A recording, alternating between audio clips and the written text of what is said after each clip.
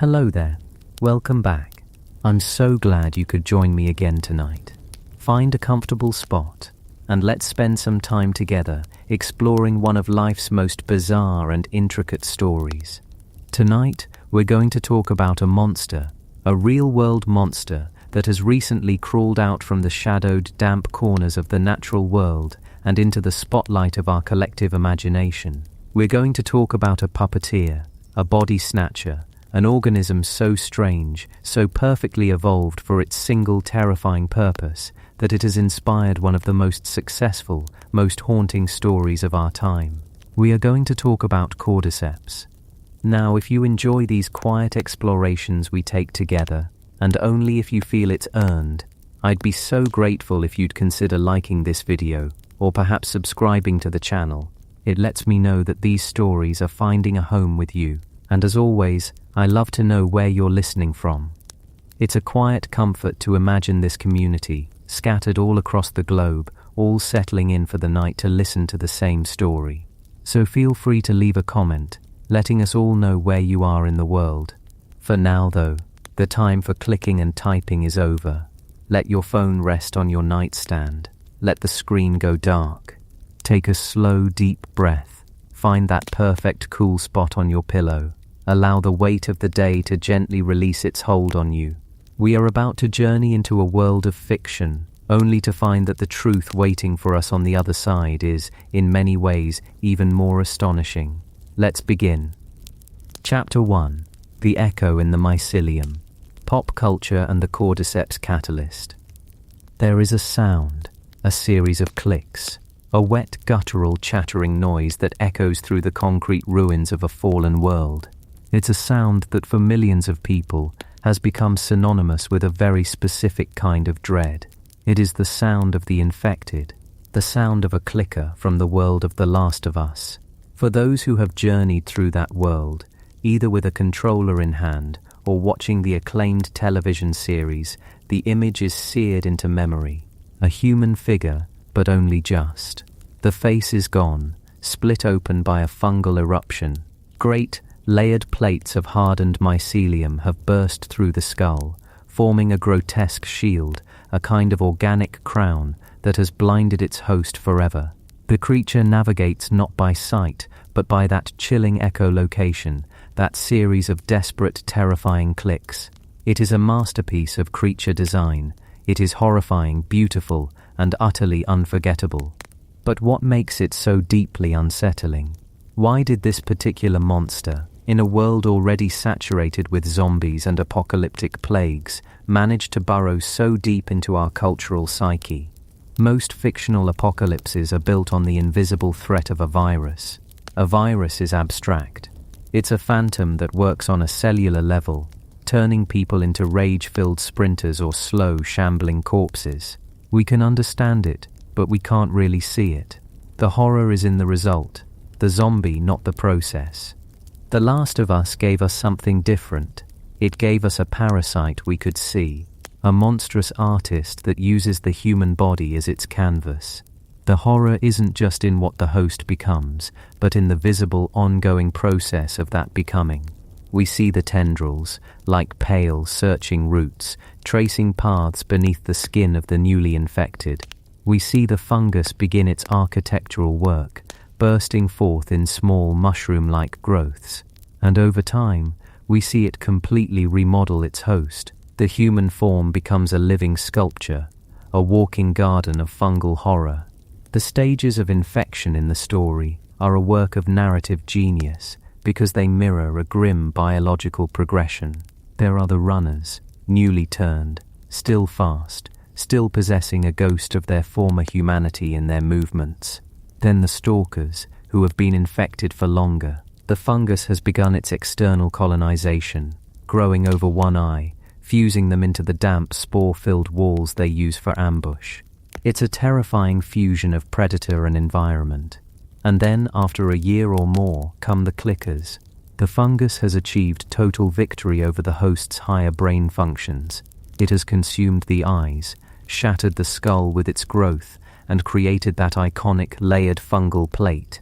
It has repurposed the host's larynx to create its sonar, turning the human voice into a tool for a blind hunter, and the progression continues. Years later, a clicker can become a bloater, or in wetter climates, a shambler. These are hulking, armored behemoths, their bodies almost entirely encased in thick, durable fungal plating.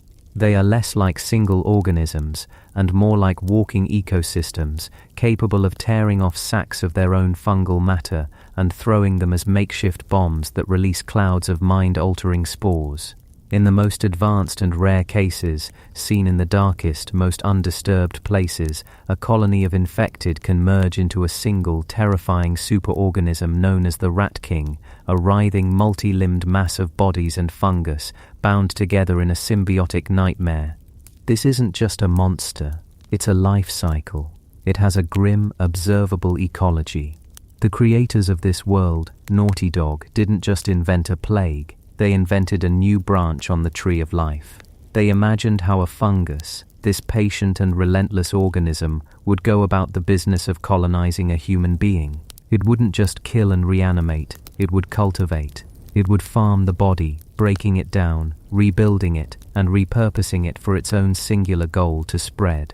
The human host isn't just a vehicle, it's a garden, it's soil, it's a mobile greenhouse for the next generation of spores.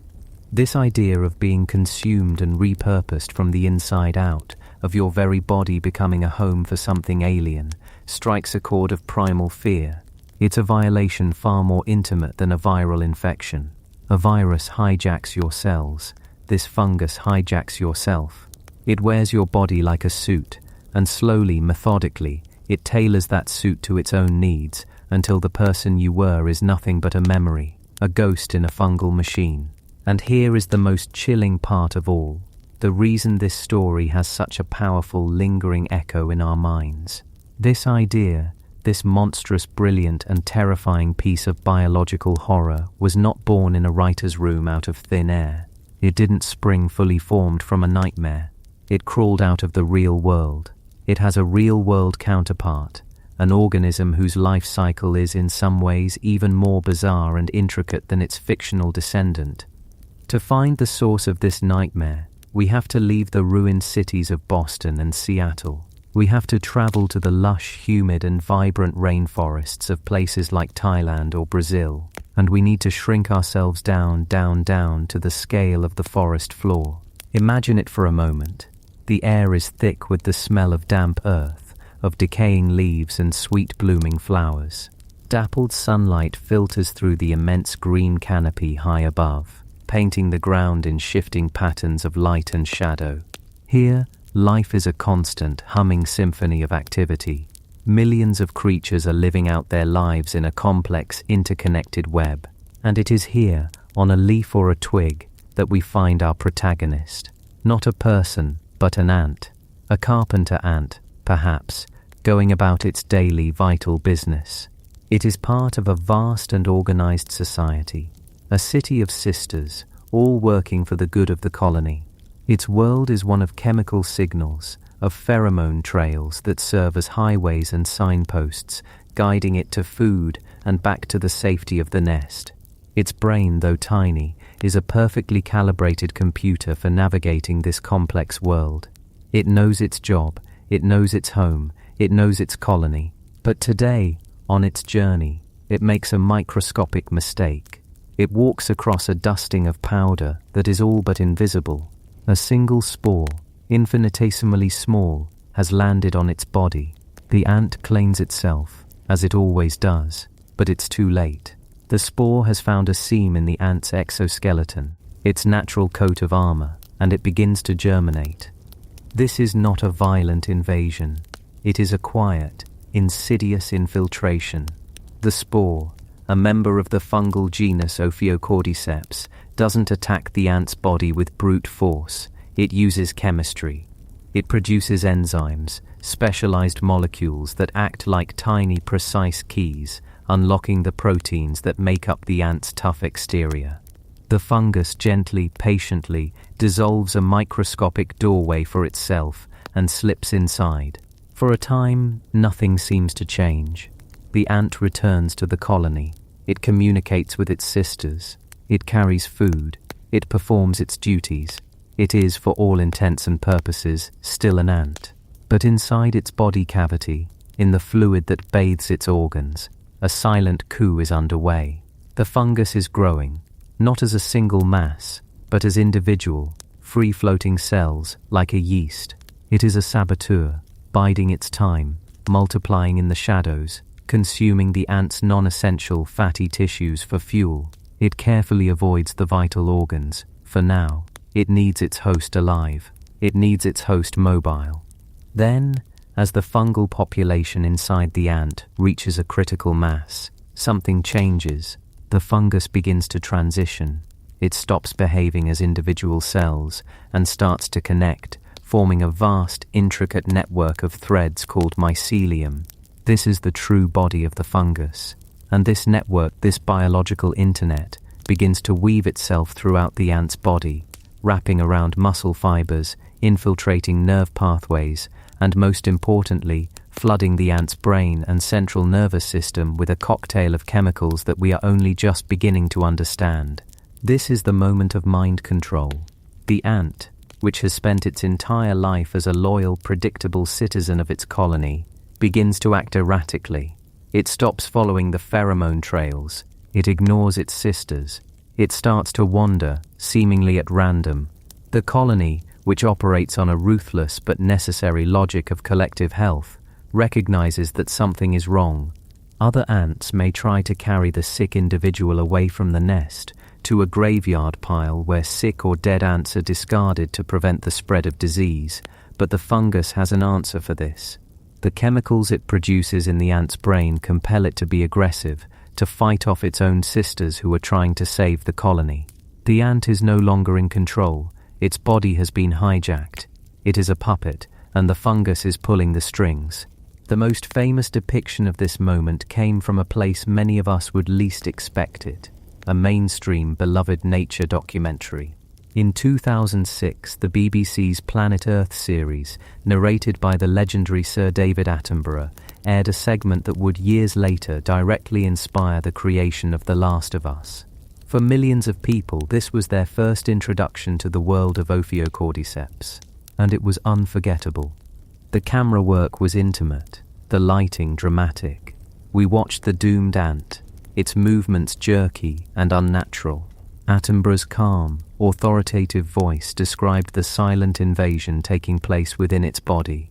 He explained that the fungus was directing the ant, forcing it to leave the safety of its colony on the forest floor and begin a final, solitary ascent. The ant climbs. It climbs up the stem of a plant, a journey its instincts would normally forbid. It is driven by a chemical imperative it cannot resist. And then comes the most unnervingly precise part of the entire process. The fungus directs the ant to a very specific location. It needs a particular height off the ground, a particular temperature, and a particular level of humidity. This is the Goldilocks zone for fungal reproduction. Too high, and it's too dry and windy. Too low, and other fungi or insects on the forest floor might interfere. The fungus has evolved to identify the perfect microclimate for its needs, and it steers its ant-shaped vehicle to that exact spot. Once the ant reaches this designated location, often on the underside of a leaf, the final command is given. The fungus floods the muscles in the ant's mandibles with a compound that forces them to contract, powerfully and irreversibly. The ant bites down onto the leaf vein, locking itself into place in a final death-like grip. This is known, quite poetically, as the death grip. The ant's legs twitch for a while, but its journey is over. It is now permanently anchored to its own tomb, which will soon become a cradle for the next generation of the fungus. With its host secured in the perfect launch position, the fungus can finally finish its work. It consumes the remaining soft tissues inside the ant's body, hollowing it out, and uses that final burst of nutrients to fuel the last stage of its life cycle, reproduction. A stalk, called the stroma, begins to grow. It pushes its way out of the ant's body, often directly through the back of its head, at the junction between the head and the thorax.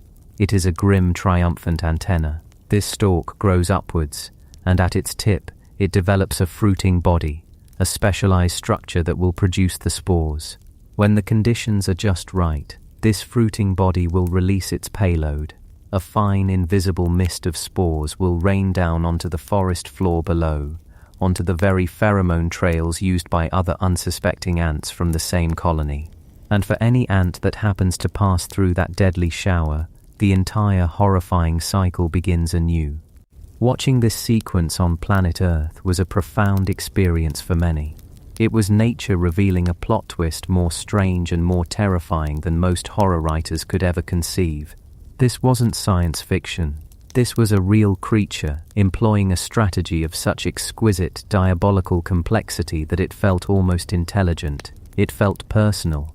The fungus wasn't just killing the ant, it was dominating it, using its body, its muscles, its very instincts against it, all in the service of its own reproduction.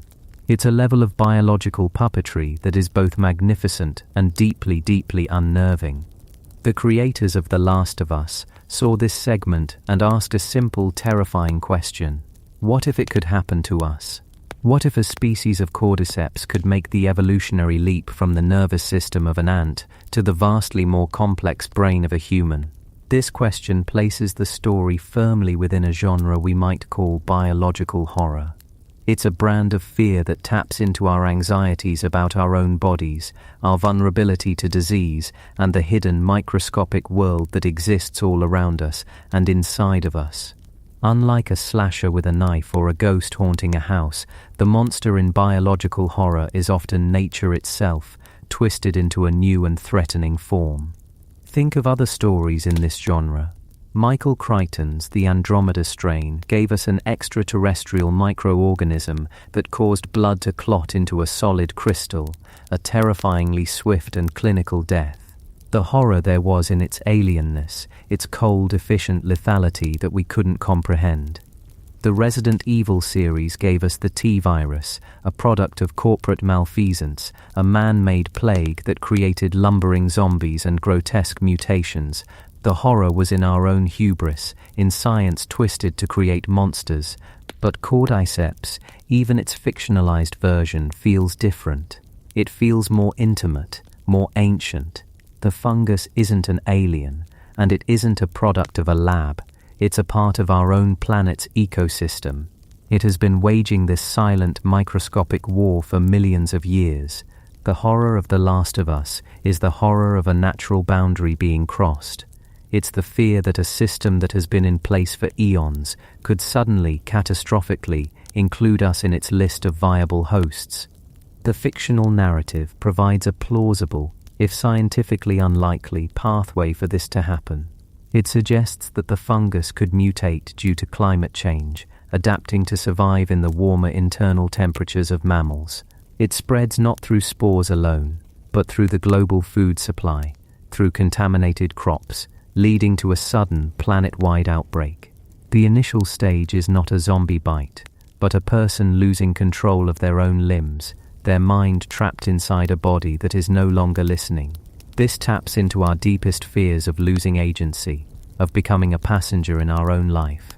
The show and the game excel at showing the human cost of this. We see the terror in someone's eyes as they realize they are turning. We see the desperate attempts to hide a bite, the heartbreaking moment when a loved one has to make an impossible choice. The fungus is the catalyst, but the true horror and the true drama is deeply human. This powerful storytelling has had a remarkable and perhaps unexpected side effect. It has ignited a massive mainstream fascination with the real-world kingdom of fungi. Mycology, the study of fungi, was once a fairly niche corner of biology, but suddenly the word Cordyceps was on everyone's lips. People were looking at the mushrooms in their backyard with a newfound sense of suspicion and wonder. The internet became flooded with articles, videos, and discussions, all trying to answer the same question that this series seeks to explore. Where does the science fiction of The Last of Us end, and the terrifying, incredible science of the real world begin? This is the core question that will guide our journey together. We will peel back the layers of fiction to reveal the biological truths that lie beneath. We will separate the plausible from the purely fantastical, and in doing so, I think we will discover that the real world of fungi is a universe of wonders and horrors that rivals anything we could possibly imagine. Fungi are not plants. They are not animals. They are their own distinct kingdom of life, as different from a plant as you are from a tree. And it is a kingdom of breathtaking scale and diversity. There are an estimated 2 to 4 million species of fungi on Earth, and of those we have only formally identified and named about 150,000. That means that for every one species of fungus we know, there may be more than 20 others out there, living their lives in secret. Their chemistry, their abilities, their life cycles are complete mystery to us. We live on a fungal planet, and are only just beginning to read the first page of its story. They are the great decomposers, the planet's silent, indispensable recycling crew. Without fungi, the world would be buried under an unimaginable pile of dead organic matter. They are the ones who break down the toughest materials, like the lignin in wood, returning vital nutrients to the soil so that new life can grow. They are nature's alchemists, turning death back into life. They are also masters of symbiosis, of forming partnerships. The vast majority of plants on Earth depend on a relationship with mycorrhizal fungi in their roots. The fungus extends its mycelial network far out into the soil, acting as a massive, hyper-efficient extension of the plant's own root system, drawing in water and nutrients that the plant couldn't reach on its own. In return, the plant provides the fungus with sugars produced through photosynthesis. It is one of the most ancient and successful partnerships on the planet, a quiet underground economy that underpins nearly every terrestrial ecosystem. The world as we know it could not exist without fungi. And of course they are also a source of food and medicine for us. From the mushrooms on our pizza to the yeast that makes our bread rise and our beer ferment, our lives are entangled with fungi. The discovery of penicillin, an antibiotic produced by the Mycelium fungus, revolutionized modern medicine and has saved countless millions of lives. Other fungi produce powerful compounds that can lower cholesterol or help prevent the rejection of transplanted organs.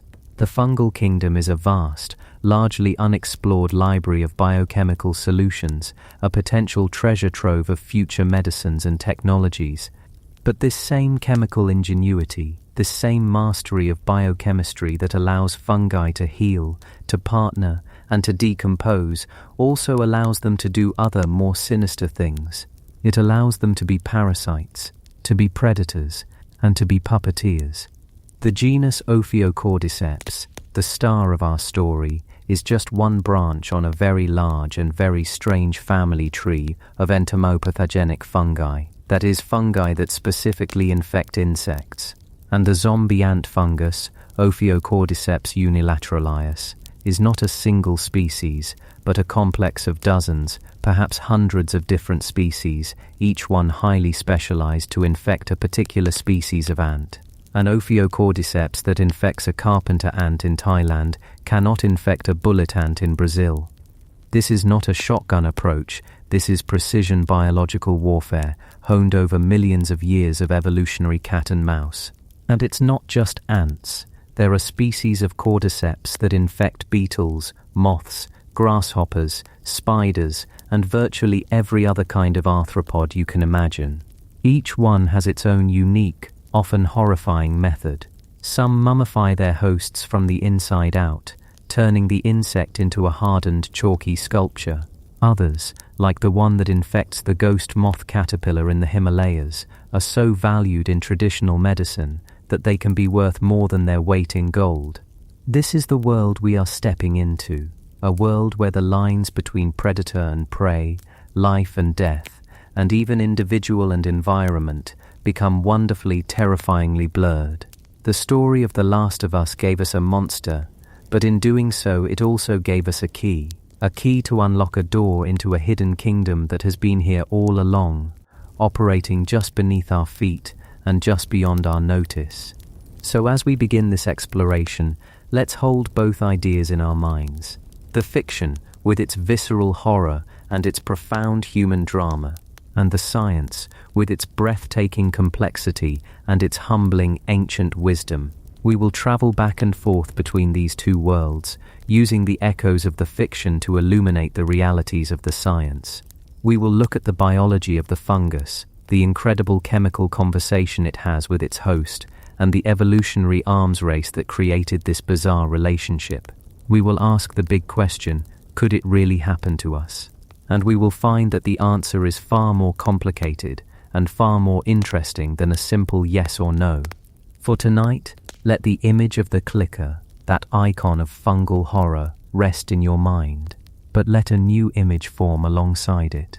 The image of a single determined ant climbing a stem against its will, driven by the silent commands of an ancient puppeteer. One is a nightmare, born of our imagination. The other is a testament to the strange, improbable, and endlessly fascinating reality of life on Earth. Both have a story to tell, and we are here to listen. Chapter 2: The Hidden Kingdom. Understanding the Fungal Dominion. To truly understand the puppeteer, we must first understand the world it comes from. We must step away from that single tragic ant on its leaf and zoom out past the forest floor, past the continent, past the confines of what we think we know about life. We are about to enter a hidden kingdom, a third kingdom, as ancient and profound as those of plants and animals, yet fundamentally other. This is the dominion of the fungi, and to begin to comprehend it, we must first unlearn a few things. You might see a mushroom in the forest, perhaps a scarlet fly agaric, or a humble brown field mushroom, and think you are looking at a fungus. But that is like looking at a single apple on a branch and thinking you are seeing the entire tree. The mushroom, the part we see, is merely the fruit. It is a temporary structure built for a single fleeting purpose, to spread the next generation. The true organism, the vast, enduring and intelligent body of the fungus, is almost entirely invisible to us. It lives its life in secret, woven through the soil, through the wood of a fallen log, through the very fabric of the world beneath our feet. This hidden body is called the mycelium, and it is not made of roots or stems or leaves. It is made of something far more delicate, far more intricate. Imagine a single thread of cotton, so fine it is almost invisible. This is a hypha. Now imagine that thread beginning to grow, to branch and branch again, weaving itself into a vast, three-dimensional web, a network that can spread for miles, a single interconnected organism that can become the largest living thing on our planet. This sprawling gossamer network, this is the mycelium, this is the fungus. It is a form of life built not on solidity, but on connection, not on discrete parts like organs, but on a continuous flowing whole. Information, nutrients, water, everything moves through this living lace, this subterranean city of threads. When you walk through a forest, you are not walking on silent, inert dirt. You are walking on a ceiling. Beneath your boots lies a universe of fungal networks, a bustling, quiet metropolis that underpins the entire ecosystem. And how does this vast, hidden being eat? A plant creates its own food from sunlight, through the beautiful alchemy of photosynthesis. An animal ingests its food, taking it into its body to break it down in a stomach. A fungus does neither. A fungus, in a way, is the ultimate externalist. It digests its food before it ever eats it. The hyphae, those delicate threads of the mycelium, secrete powerful enzymes out into their environment.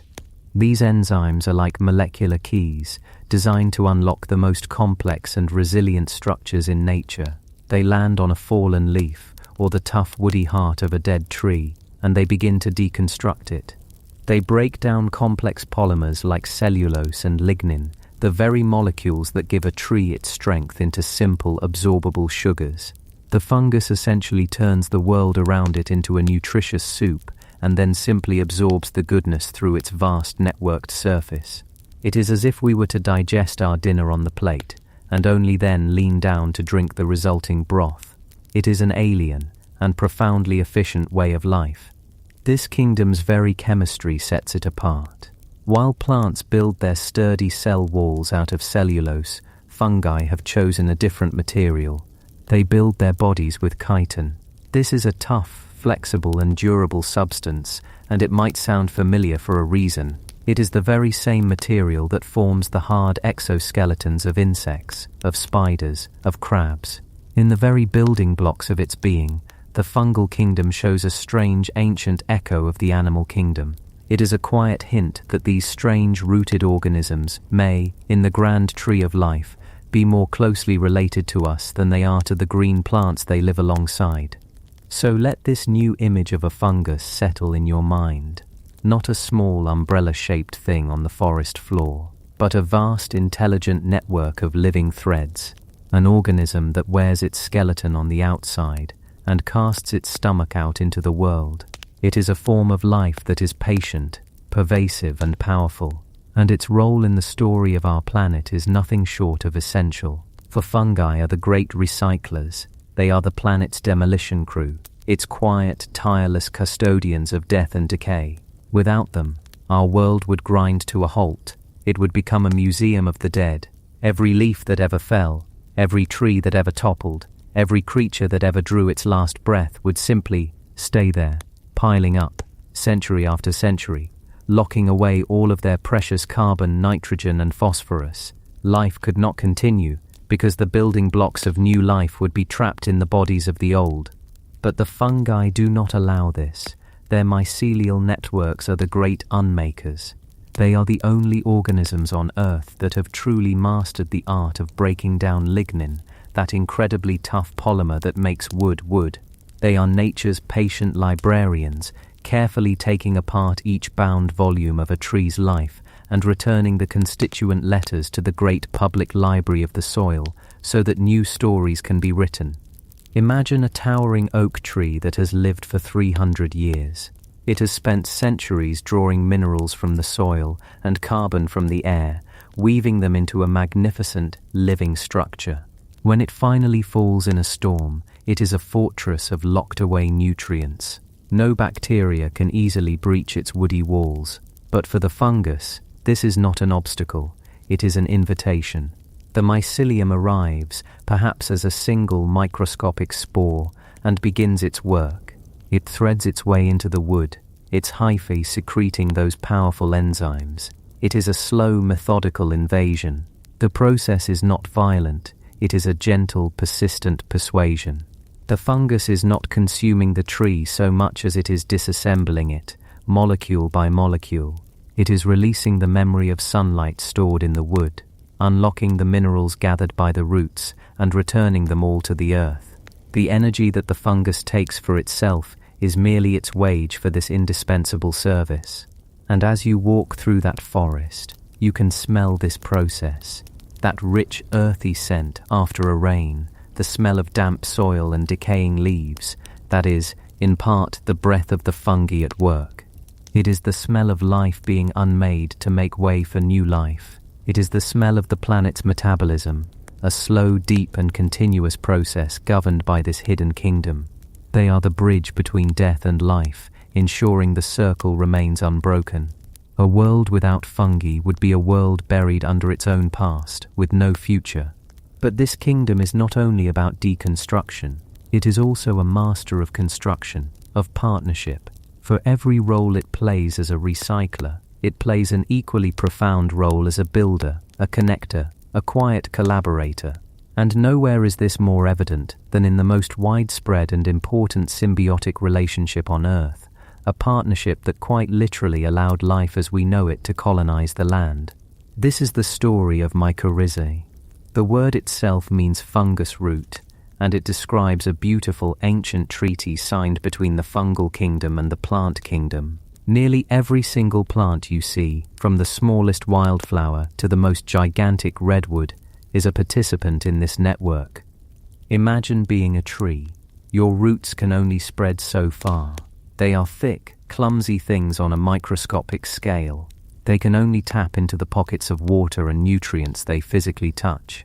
But if you are a tree in partnership with a mycorrhizal fungus, your reality is completely different.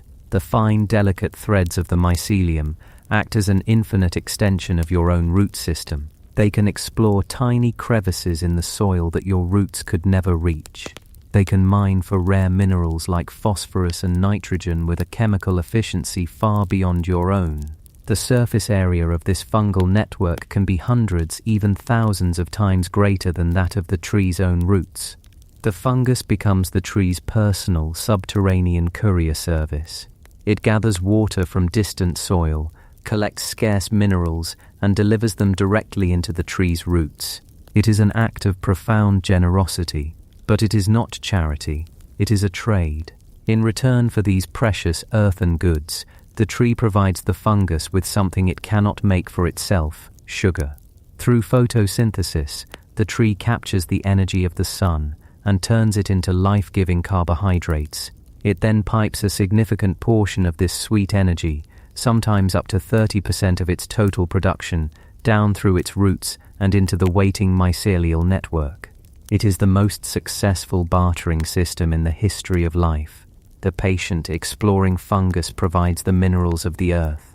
The sun-drenched stationary tree provides the energy of the sky. Together they achieve what neither could alone. This partnership is so ancient that the fossil record tells us it was instrumental in helping the first primitive plants leave the water and colonize the harsh, dry land. The fungi were already here, in the soil, and they acted as the welcoming party, the life support system for the new green arrivals. They were the ones who knew how to make a living from the rock and dust. But the story becomes even more wondrous, because these networks don't just connect one fungus to one tree. They connect tree to tree, plant to plant, creating a forest-wide web of communication and resource sharing. Scientists have come to call this the Wood Wide Web. Through this intricate underground network, trees can talk to each other, not in words, of course, but in the universal language of chemistry. A tree that is being attacked by aphids can send a chemical distress signal through the mycelial network to its neighbors. The nearby trees, receiving this early warning, can begin to ramp up their own chemical defenses before the insects even arrive. They are forewarned, thanks to their fungal internet service provider. The network is also a marketplace and a social safety net. Older, larger trees, often called mother trees, can act as hubs in this network, connected to hundreds of other trees around them. Through the mycelium, a mother tree can send excess sugar to younger saplings struggling in the shade, giving them the energy boost they need to survive until they can reach the sunlight themselves. It is a form of subterranean altruism, ensuring the health of the entire community.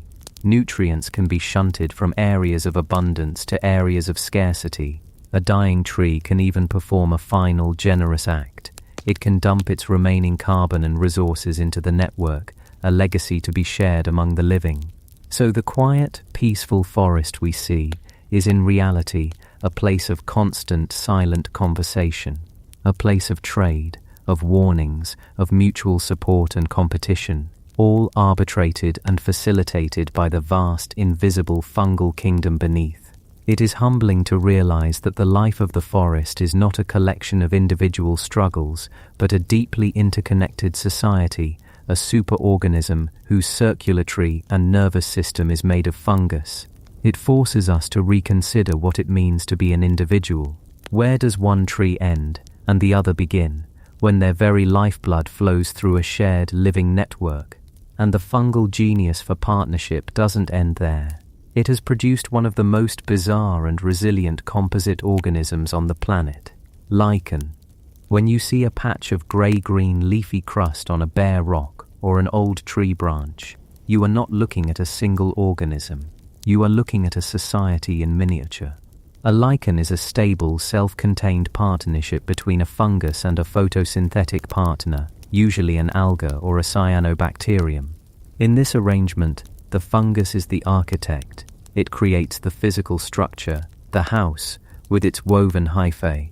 This house protects the delicate algal cells from the harsh realities of the outside world, from drying out, from too much ultraviolet radiation, from being eaten.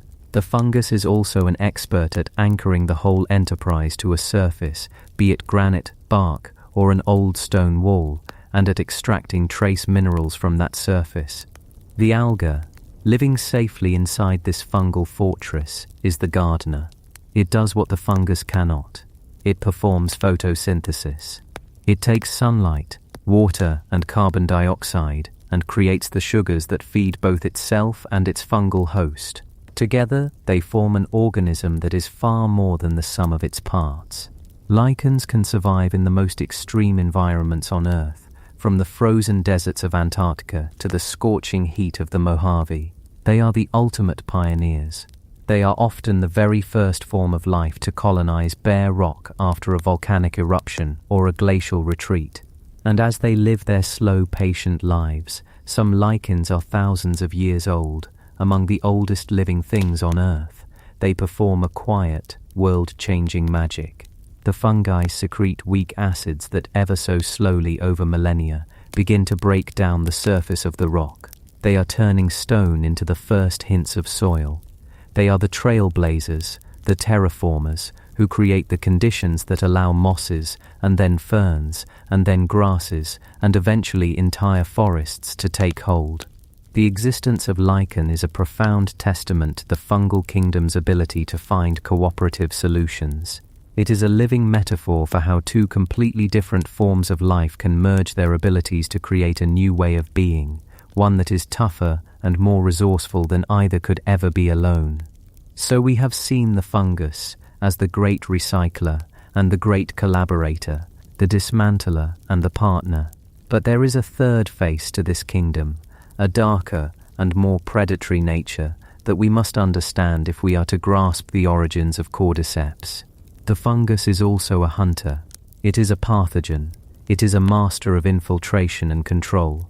For many fungi, the source of their food is not a dead log or a willing plant partner, but a living organism that does not wish to be eaten. And for these fungi, a different set of evolutionary skills has been honed. The arts of invasion, subversion, and warfare. We see the simpler versions of this all around us. The powdery mildew on a rose bush, the rust on a wheat stalk, the tragic blight that can sweep through a potato field. These are fungal pathogens of plants, engaged in a constant, silent biochemical war. The fungus attempts to breach the plant's defenses, to tap into its flow of nutrients, and the plant, in turn, evolves new chemical defenses to repel the invader. It is an arms race that has been going on for hundreds of millions of years. Some fungi have turned their attention to the animal kingdom. The annoying persistence of athlete's foot or ringworm is a testament to fungi that have learned to make a living on the surface of our own skin, consuming the keratin in our dead skin cells. But for some, a simple surface infection is not enough.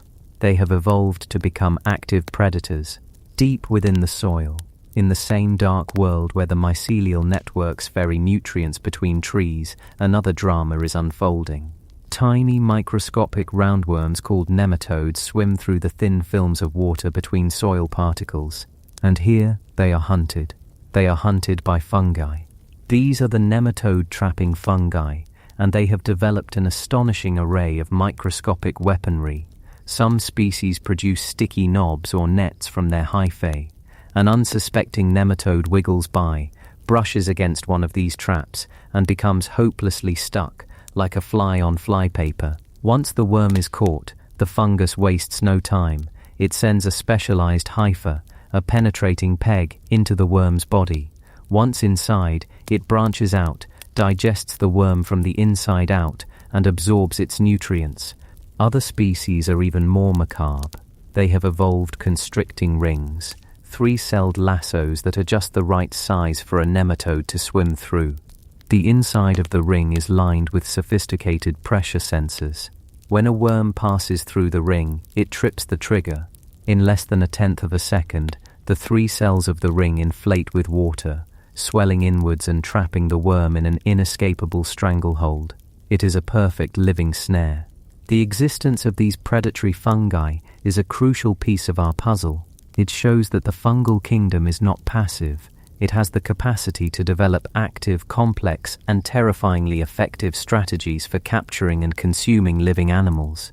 They can set traps, they can sense their prey, they can act with incredible speed. The quiet, slow-moving mycelium has, in these instances, evolved into a sophisticated hunter. It has learned to interact with the nervous system and musculature of an animal, even if only to ensnare it. This is the evolutionary staging ground for the much more complex manipulation we see in Cordyceps. The fungus has learned to engage with the animal world, and it is a fast learner. And this leads us to the source of fungal power, its unparalleled mastery of chemistry. The fungal kingdom is, without exaggeration, the most sophisticated and inventive chemist on the planet.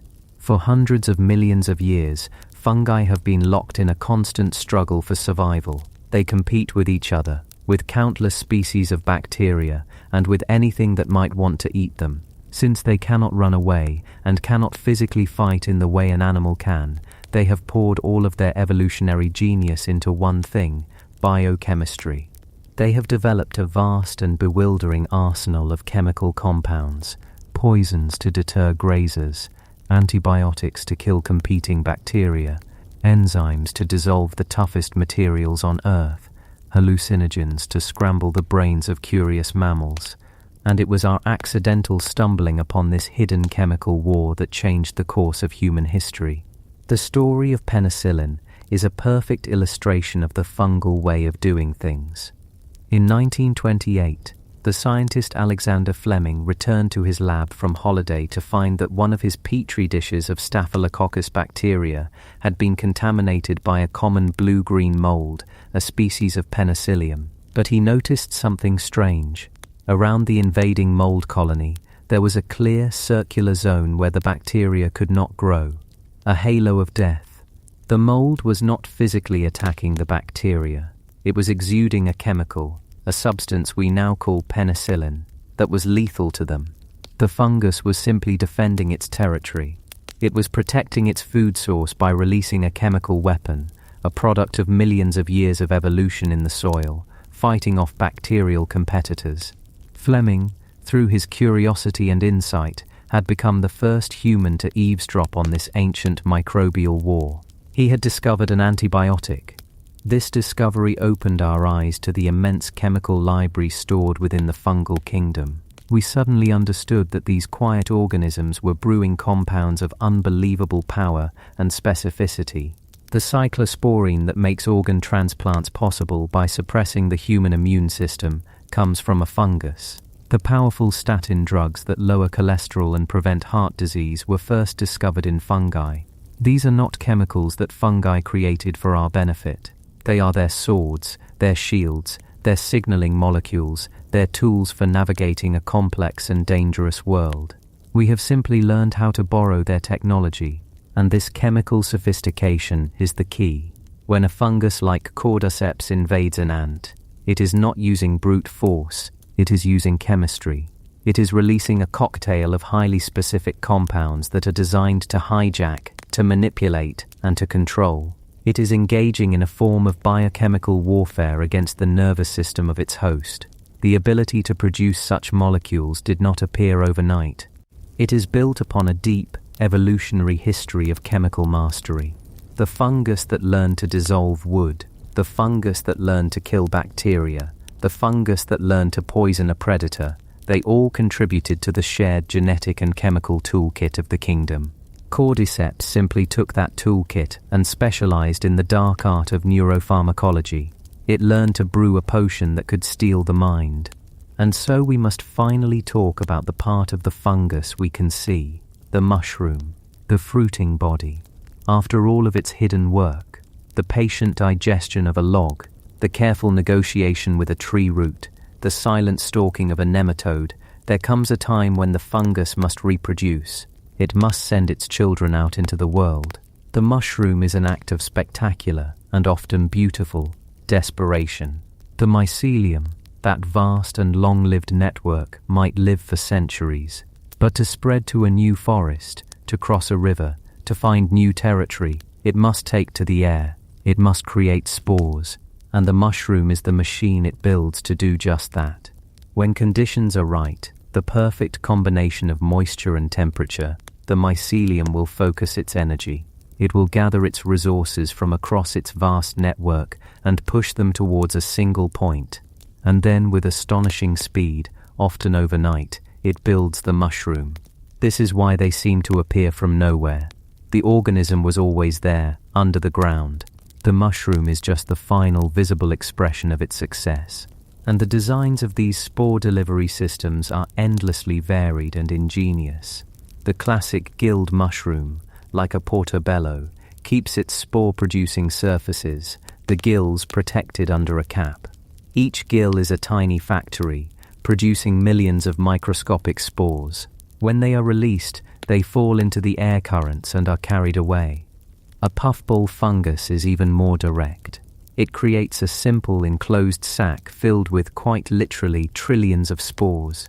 When a raindrop hits it or an animal brushes past, it sends up a puff of brown smoke. That smoke is a cloud of potential new life. The stinkhorn fungus uses a different strategy. It erupts from the ground, looking bizarre and alien, and it produces a foul-smelling slime that stinks of rotting meat. This scent is irresistible to flies, which land on the fungus, get covered in the sticky, spore-rich goo, and then fly off to distribute the spores elsewhere. It is a numbers game on an astronomical scale. A single mature mushroom can release billions or even trillions of spores. The vast majority of these will land in an unsuitable place and perish. But it only takes one spore, landing on the perfect patch of damp wood, in a forest it has never known, to germinate into a single hypha and begin the cycle anew, to start weaving the threads of a new network, a new city, a new consciousness in the soil. So, let us bring all these threads together. Let us form a new picture in our minds. The kingdom of fungi is an ancient alien intelligence. It is a form of life built on connection and chemistry. Its true body is a vast hidden network that underpins our world, a silent partner to the forests and the patient recycler of the dead. It is a kingdom that lives on a different timescale to us, measuring its life in seasons and centuries. It has mastered the arts of cooperation, forming the most successful and intimate partnerships known to biology. It is the connective tissue of our ecosystems. It has also mastered the arts of war and predation, evolving sophisticated traps and unparalleled chemical weapons to secure its own survival. It is a silent and sometimes ruthless competitor. It is a kingdom that is not plant and not animal, but something unique in between. It is a world of silent chemical conversations, of slow, patient exploration, and of sudden, explosive acts of reproduction. This is the world from which our puppeteer fungus, Cordyceps, arises. It is not an anomaly. It is not a freak of nature. It is a spectacular, specialized expression of the fungal kingdom's inherent potential. It is what happens when millions of years of chemical expertise, of invasive growth, of predatory instinct are all focused on a single terrible and brilliant goal, the complete and utter subjugation of an animal host. Now we understand the dominion. We have walked through the halls of the hidden kingdom. We have seen its power, its subtlety, its genius. We are ready to look our subject in the eye. We are ready to understand not just what it is, but how it came to be. The stage is set. The tools are understood. Now the performance can begin. Chapter 3. The Neuromancer. Anatomy of a Host Takeover. The performance begins not with a sound, not with a flash of light, but with a silence, a fall, a descent, so gentle, so imperceptible. It is less a movement and more a settling of the world itself. Imagine a single mote of dust caught in the thick humid air of the rainforest understory.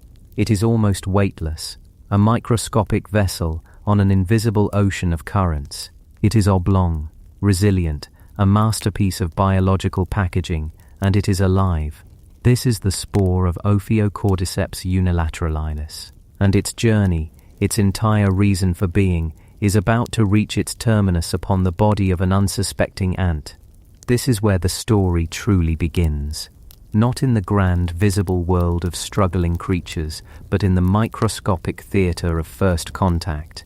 The ant, let's call her a forager, is a marvel in her own right. A member of the carpenter ant species, perhaps a Camponotus, she is a tiny, perfect machine of chitin and instinct. Her world is a tapestry of scents, a highway map of pheromones laid down by her sisters. Her body is a fortress, an exoskeleton polished by evolution to a fine water-repellent sheen, bristling with fine hairs, or setae, that act as an early warning system for 1,000 daily threats. To us she is a simple insect. To the spore she is a continent, a world, a target. The spore doesn't land with a crash. It simply arrives. It adheres to the cuticle of the ant's leg, or perhaps its antenna, held fast by a subtle combination of electrostatic forces and a minuscule tackiness on its surface. For the ant, there is no sensation, no itch, no alarm. The agent of her total destruction has arrived, and it weighs less than a whisper. The spore is patient. It is a seed waiting for the right soil, and this patch of living armor is precisely the soil it needs. It begins to do what fungi do best. It begins to listen to its environment. It senses the specific chemistry of the ant's cuticle, the humidity in the air, the temperature. The triggers are all there, and so it awakens. The first act is germination. The spore swells, rehydrating in the tropical dampness, and extends a single exploratory filament, a germ tube. This is not a root-seeking soil, but a drill bit seeking a way in. It presses against the hard, unyielding surface of the exoskeleton, but it does not rely on brute force. That would be crude, inefficient. Instead, it brings to bear a chemical arsenal of breathtaking sophistication. At the very tip of this germ tube, an organelle forms, a specialized structure called an oppressorium. It flattens against the ant's cuticle like a suction cup, creating a perfect seal. And from this sealed chamber, the fungus begins its work as a master safecracker. It secretes a cocktail of enzymes, chapinaceae, to dissolve the primary component of the exoskeleton, the chitin, proteases, to break down the proteins that cross-link the chitin fibers, giving the armor its strength, lipases, to digest the waxy outer layers that waterproof the ant's body. It is a cascade of targeted chemical warfare. The fungus is not blasting its way through the wall. It is dissolving the mortar brick by brick, molecule by molecule. As it works, the oppressorium builds up an incredible turgor pressure from within, focusing an immense physical force onto this one microscopic point. It is a combination of chemical dissolution and a high-pressure mechanical punch. And then, with a silence that belies its violence, it breaks through. The fortress has been breached. A single slender strand of the fungus, a hypha, now slips through the microscopic hole it has created and enters the promised land, the ant's hemicole. This is the internal cavity of the insect, filled with a fluid called hemolymph. This is the ant's bloodstream, its circulatory system, the river of life that carries nutrients and immune cells to every part of its body. For the fungus, it is a warm, nutrient-rich broth, a perfect medium for growth. But it is also a minefield. The ant's immune system is ancient and effective. Specialized cells, called hemocytes, patrol the hemolymph constantly. They are the sentinels, the palace guard. Their job is to identify anything that is not self, a bacterium, a parasite, a fungal spore, and destroy it. They do this through a process called phagocytosis, engulfing the invader and digesting it, or by encapsulating it, building a tomb of melanin around the foreign body to neutralize it. A lesser pathogen would be identified and eliminated within minutes, but Cordyceps is not a lesser pathogen. It is a specialist, an infiltrator that has spent millions of years learning the secret handshakes of this particular fortress. Upon entering the hemolymph, the fungus immediately changes its form. It sheds the identity of the invading hypha and breaks apart into single, yeast-like cells. Scientists call these blastospores. They are designed for stealth and rapid propagation. They drift through the ant's body, multiplying, budding, creating thousands of copies of themselves. But how do they avoid the patrolling hemocytes? They perform a stunning act of molecular espionage. They cloak themselves. Some species of entomopathogenic fungi can coat their surfaces with the host's own molecules, wearing a disguise that screams, "I am one of you." Others produce compounds that actively suppress the immune response, like a chemical agent that tells the guard dogs to go to sleep. Cordyceps uses its own sophisticated methods. Its cell walls constructed in such a way that they simply don't trigger the ant's primary recognition systems. They are ghosts in the machine, silently, invisibly, increasing their numbers. For days, perhaps even a week, the ant goes about its business. It forages, it communicates with its sisters, it tends to the colony's brood. It shows no outward sign of the enemy multiplying within. It is a walking, functioning world, but its internal landscape is being steadily conquered. The blastospores are consuming nutrients directly from the hemolymph, siphoning off the sugars and fats meant to fuel the ant's muscles and organs. The fungus is building its army, biding its time. Then, at a certain critical mass, a tipping point determined by some unknown chemical signal, the strategy shifts again. The scattered, individual yeast cells begin to coordinate. They stop behaving as individuals and start behaving as a collective.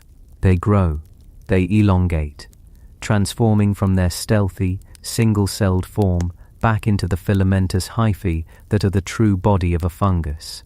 But this is not a random, cancerous growth. It is a construction project of terrifying precision.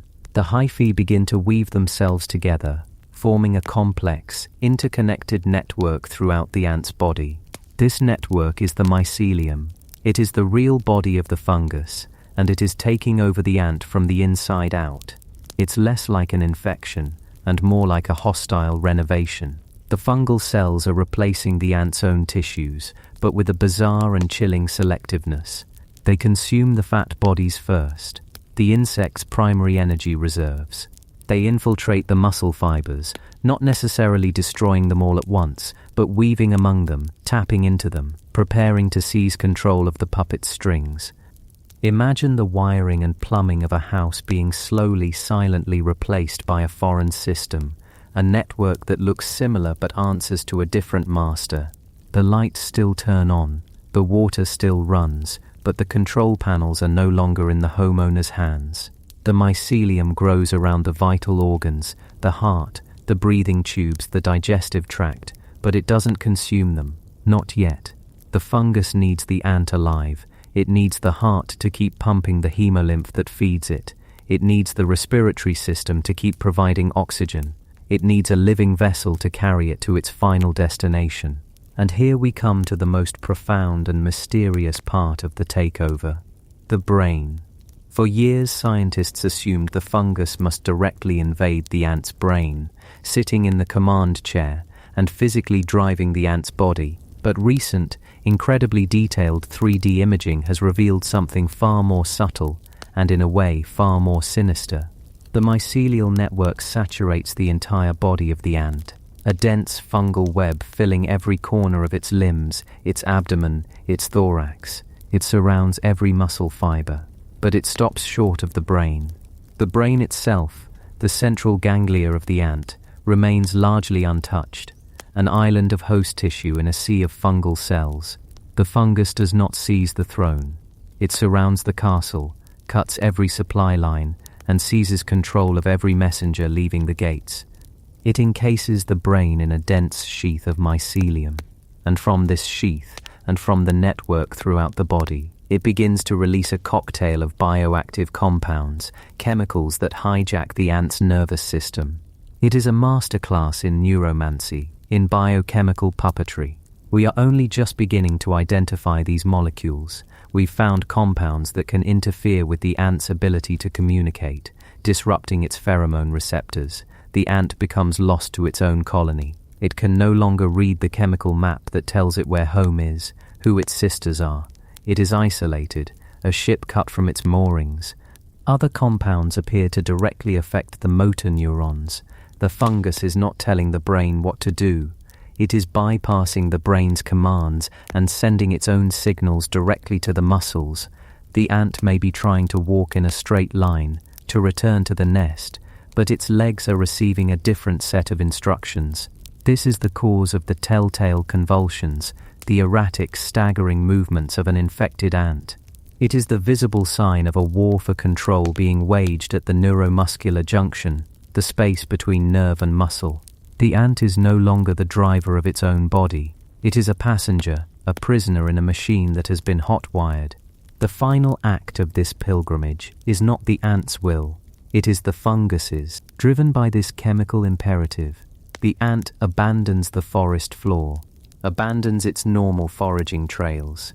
It begins to climb, up a sapling, up the stem of a fern, upwards, always upwards, against all of its colony-driven instincts.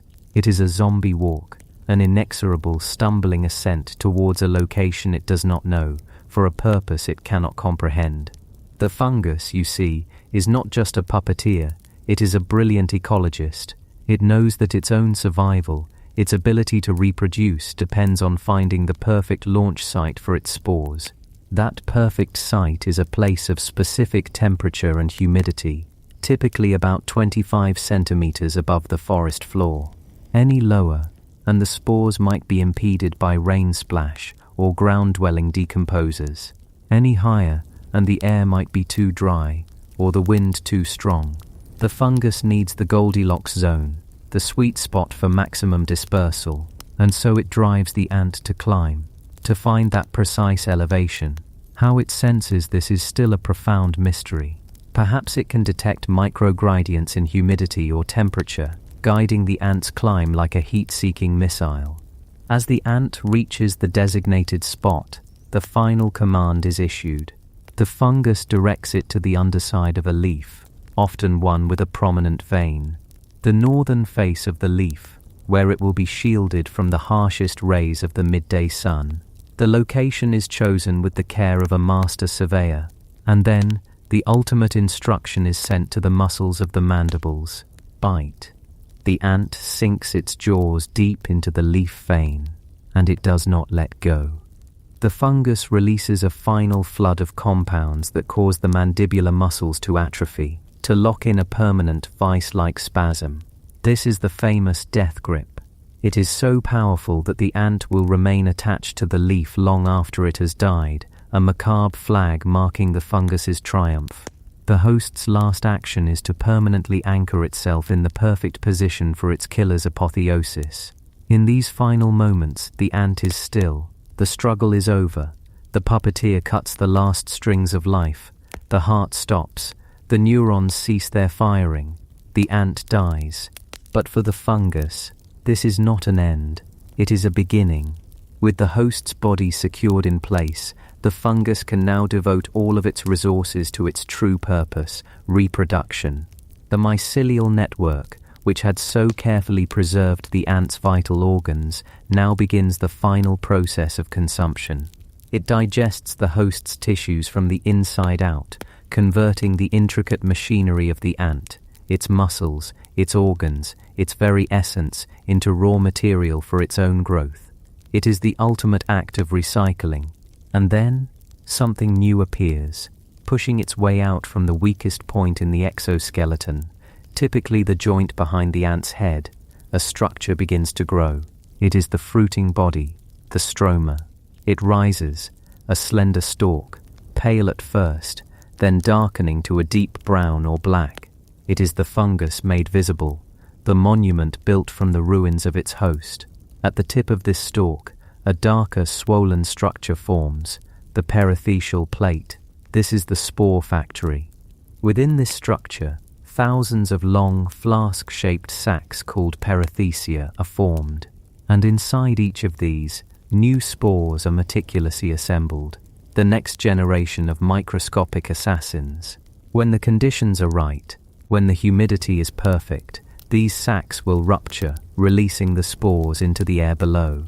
They will drift down, a gentle rain of death, to the forest floor where other ants are foraging. Each spore carries with it the same ancient, terrible knowledge: how to find a host, how to breach its defenses, how to seize its mind, and how to command it to climb towards its own beautifully orchestrated doom. The cycle is complete. The performance is ready to begin again. What we are witnessing here is a concept so profound it challenges our very definition of an individual organism.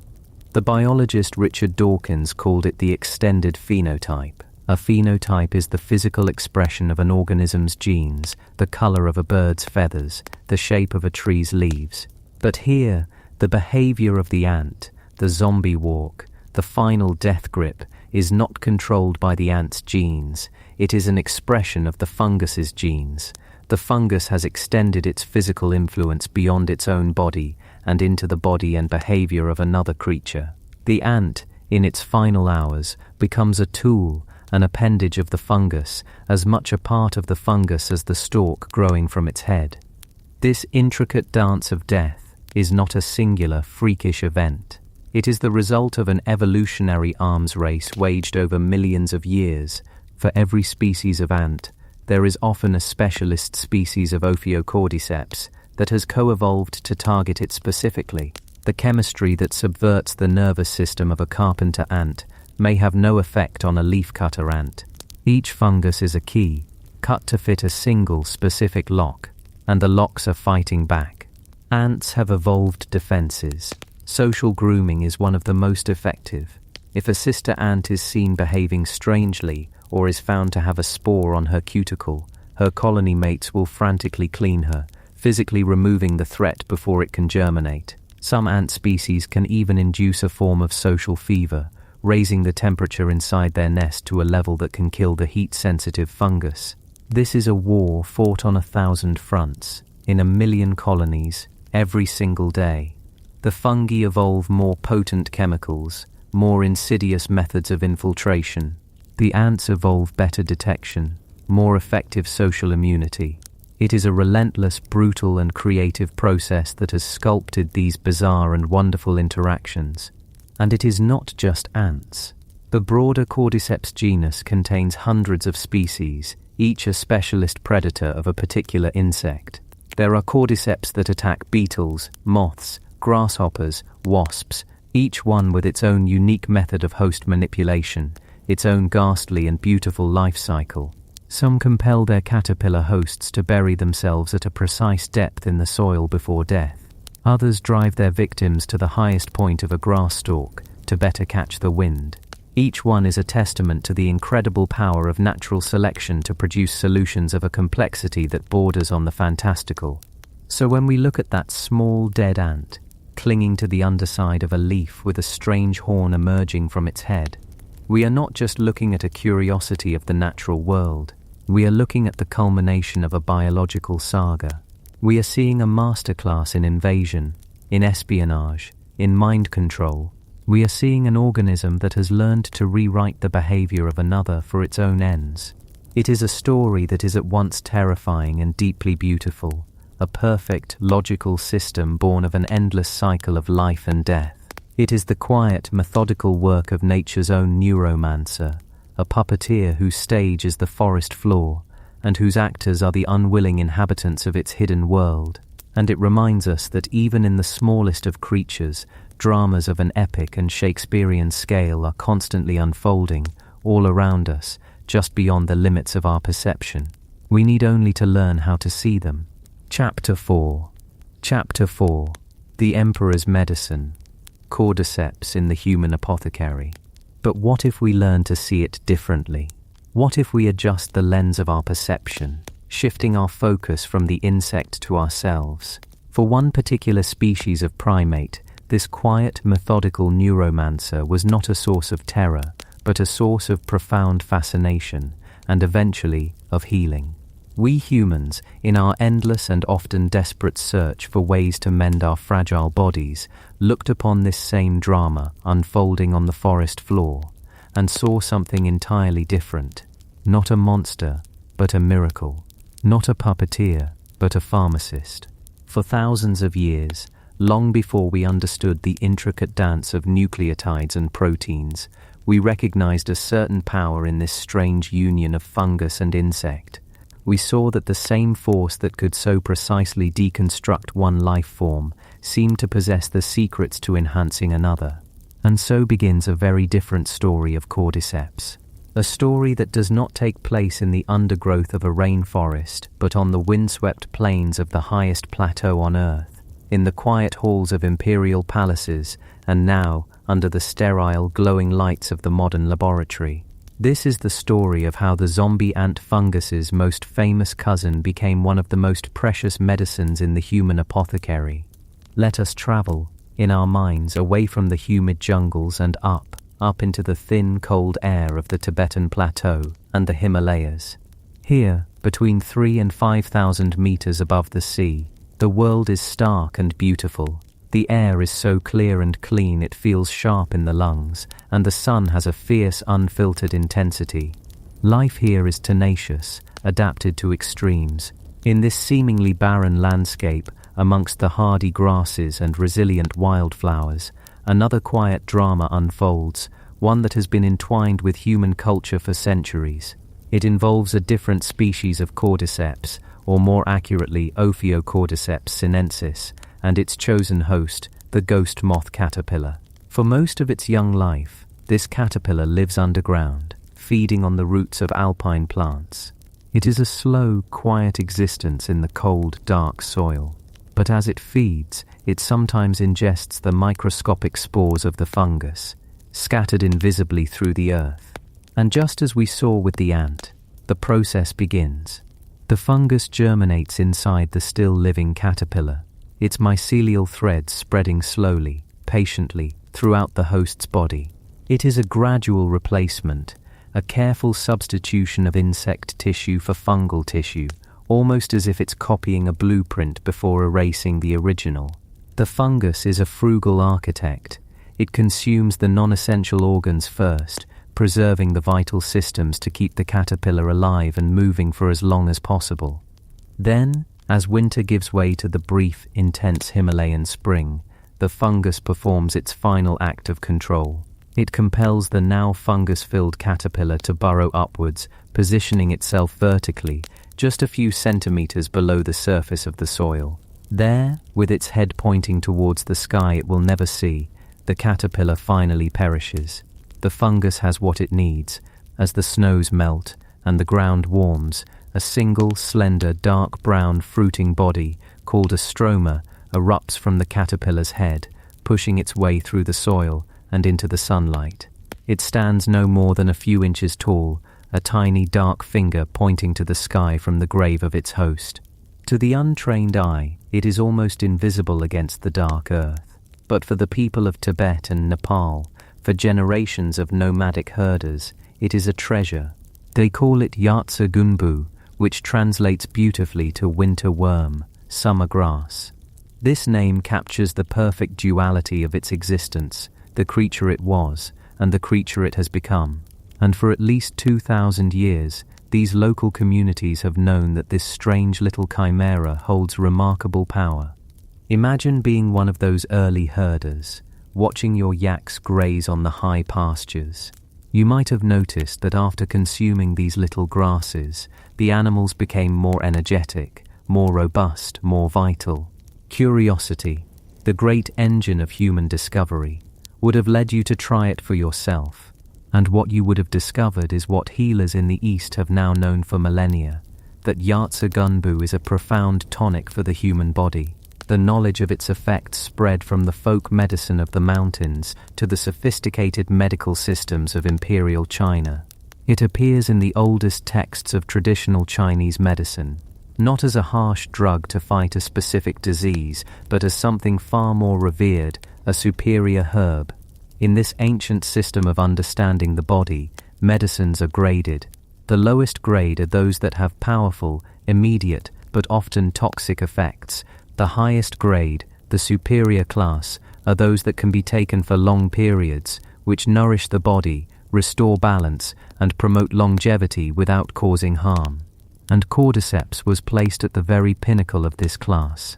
Classical texts, like the Ben Cao Kongshin, or New Compilation of Materia Medica, written in the 18th century, describe it in terms that are both poetic and precise within their own framework. They say it nourishes the yin of the lungs and the yang of the kidneys. To our modern ears, this sounds esoteric, but it maps onto observable realities. In the language of traditional Chinese medicine, the kidneys are not just the two bean-shaped organs, but the root of the body's vitality, the storehouse of our fundamental life energy, or Jing. They govern growth, reproduction, and aging. The lungs control our breath, our defensive energy, or Wei Qi, which is our first line of defense against illness. So when an ancient physician prescribed Cordyceps to a patient, they were doing so to treat a constellation of symptoms we would recognize today. For a weakness in the lungs, chronic coughs, shortness of breath, asthma, Cordyceps was the remedy. For a deficiency in the kidneys, exhaustion, low back pain, flagging libido, the general fatigue that comes with aging or chronic illness, Cordyceps was the answer. It wasn't seen as a stimulant that provides a temporary, borrowed energy like caffeine. It was seen as a restorative, something that rebuilt the body's deepest energy reserves from the ground up. It was prescribed to the elderly to give them a gentle, dignified strength in their later years. It was given to those recovering from long illnesses to help them regain their stamina, and it was treasured by the wealthy and the imperial court as an elixir of longevity itself.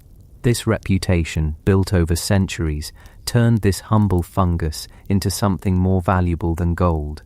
Even today, the highest quality wild Ophiocordyceps sinensis can fetch tens of thousands of dollars per kilogram, making it the most expensive fungus in the world.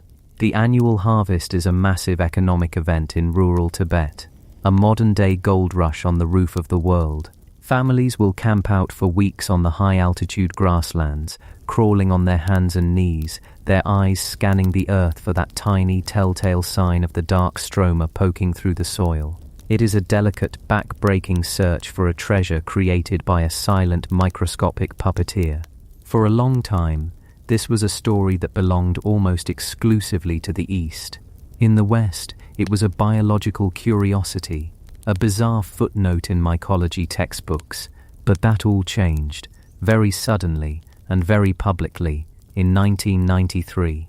At the Chinese National Games in Beijing, a team of female runners shattered 9 world records in middle and long-distance events.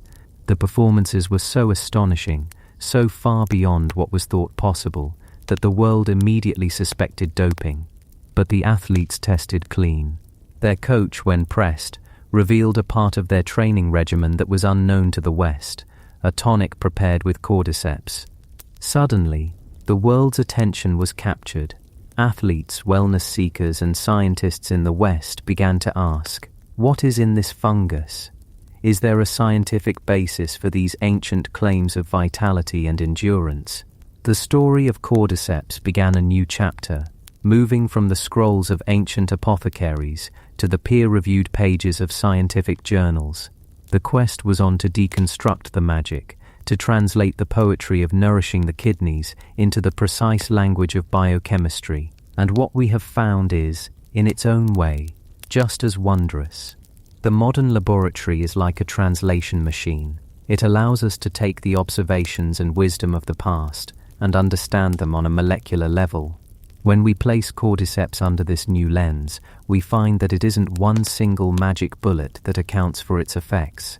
Instead, it's a complex chemical factory, producing a whole suite of fascinating bioactive compounds that interact with our own biology in subtle and profound ways. It's like opening the toolbox of nature's master pharmacist and finding an array of exquisitely designed instruments. Let's begin with the most famous of these compounds, the one that has garnered the most intense scientific interest, cordycepin. Its chemical name is 3-deoxyadenosine, and that name holds the key to its power. To understand what it does, we first have to understand one of the most fundamental molecules in our own bodies, adenosine. Adenosine is everywhere in our biology. It's a building block for our DNA and RNA, the very blueprints of life. It's also a critical part of a molecule called adenosine triphosphate, or ATP, which is the universal energy currency of every single cell in our body. When a muscle contracts, when a neuron fires, when a new protein is built, It is ATP that pays the energetic bill. Adenosine is also a signaling molecule, particularly in the brain, where it helps regulate our sleep-wake cycle. As we go through our day, adenosine levels gradually build up, creating what's called sleep pressure. It's the gentle biological signal that tells our body it's time to rest and recharge. This is why caffeine works. It blocks our adenosine receptors, temporarily hiding the fact that we are tired. Now look at cordycepin. It is what's known as a nucleoside analog. It looks almost identical to adenosine. It's like a key that has been perfectly forged to look like the original, but with one tiny crucial difference. It is missing a single oxygen atom at a specific spot on its sugar molecule, the 3' position, hence the name 3-deoxyadenosine. It's a masterful forgery, and because it is such a convincing forgery, our cells are easily fooled. They see cordycepin and mistake it for adenosine, and they try to use it in all the same ways. This is where its remarkable effects begin. One of the most critical processes in a cell is creating new proteins from the instructions encoded in our DNA. This requires making a temporary copy of the DNA gene, a molecule called messenger RNA, or mRNA. This process involves stringing together a chain of nucleosides, including adenosine, but if the cell accidentally grabs a cordycepin molecule instead of an adenosine molecule, the process grinds to a halt. That missing oxygen atom is the exact spot where the next link in the chain is supposed to attach. Without it, the chain cannot be elongated. It's like a faulty Lego brick that has no stud on top. You simply can't build any further. This process is called chain termination, and it is the basis for some of cordycepin's most potent investigated effects, particularly in cancer research. Cancer cells are, by definition, cells that are dividing and growing uncontrollably. They are constantly, frantically building new proteins and replicating their DNA. By introducing cordycepin, you are essentially throwing a wrench into their hyperactive machinery. You are giving them a faulty building block that terminates the construction of the very molecules they need to survive and multiply. This is a subtle, elegant form of sabotage at the most fundamental level of a cellular life. It's not a blunt instrument, it's a piece of molecular misdirection. This same mechanism may also explain its potential as an antiviral agent. Viruses are the ultimate parasites. They hijack our own cellular machinery to replicate themselves, forcing our cells to build viral proteins and viral RNA. But they are subject to the same rules. If cordycepin is present, it can be incorporated into the replicating viral genome, terminating the chain and stopping the virus from making copies of itself. But the story doesn't end there. Cordycepin is not just a saboteur. It also interacts with our cellular communication systems. Inflammation, for example, is a vital part of our immune response. It's the body's fire alarm, signaling that there's damage or an invader. But when this alarm gets stuck in the on position, as it does in many chronic diseases, it causes immense damage. Cordycepin has been shown in laboratory studies to interact with the signaling pathways that control inflammation, such as the NF-κB pathway. It seems to gently turn down the volume of the alarm, not switching it off entirely, but helping to restore a state of balance and quiet. It doesn't silence the orchestra, it just tells the brass section to play a little softer. So in this one molecule, this elegant forgery of adenosine, we have a possible explanation for some of Cordyceps's ancient reputation. Its ability to disrupt the machinery of rapidly dividing cells could be the basis for its historical use against growths and tumors. Its anti-inflammatory properties could be why it was seen as a soothing tonic for irritated lungs. It is a beautiful example of scientific validation, of finding the precise molecular mechanism behind an observation made thousands of years ago. But Cordyceps, as we said, is a chemical factory, not a one-trick pony. Beyond cordycepin, it is also rich in adenosine itself. While cordycepin is a disruptor, adenosine is a regulator. Having a natural source of this molecule might help our bodies more efficiently manage energy and rest. This allows more blood, and therefore more oxygen, to flow to our muscles and organs. This is of huge interest to athletes and anyone looking to improve their physical performance. The claim of the Chinese runners in 1993 suddenly seems much more plausible. Improved oxygen utilization, or VO2 max, is the holy grail for endurance athletes, and here is a molecule found in abundance in their traditional tonic that directly facilitates it. It's not a stimulant in the harsh artificial sense. It's an efficiency booster. It helps the body's own delivery service, the circulatory system, do its job better. And we still haven't finished exploring the toolbox. Cordyceps is also packed with a class of complex carbohydrates called polysaccharides, specifically a type known as beta-glucans. These are long, branching chains of sugar molecules, and they are too large for our bodies to digest and use for energy. For a long time they were dismissed as simple fiber, but we now know that they are some of the most powerful immune-modulating compounds found in nature. They don't work by directly killing pathogens. They work by talking to our immune system. The lining of our gut is embedded with specialized immune cells, and these cells have receptors that are perfectly shaped to recognize these fungal polysaccharides. When a beta-glucan molecule locks into one of these receptors, it's like a key turning in a lock. It doesn't launch an attack, but rather it puts the immune system on a state of alert readiness. It acts as a trainer, a drill sergeant for your immune cells. It upregulates the activity of key players like macrophages, which are the garbage collectors that gobble up debris and invaders, and natural killer cells, which are the sentinels that patrol for rogue cancer cells and virally infected cells. What is so remarkable about this is that it is immunomodulatory, not just immune stimulating. A hyperstimulated immune system is just as dangerous as an underactive one. This is the basis of autoimmune disease, where the body attacks itself.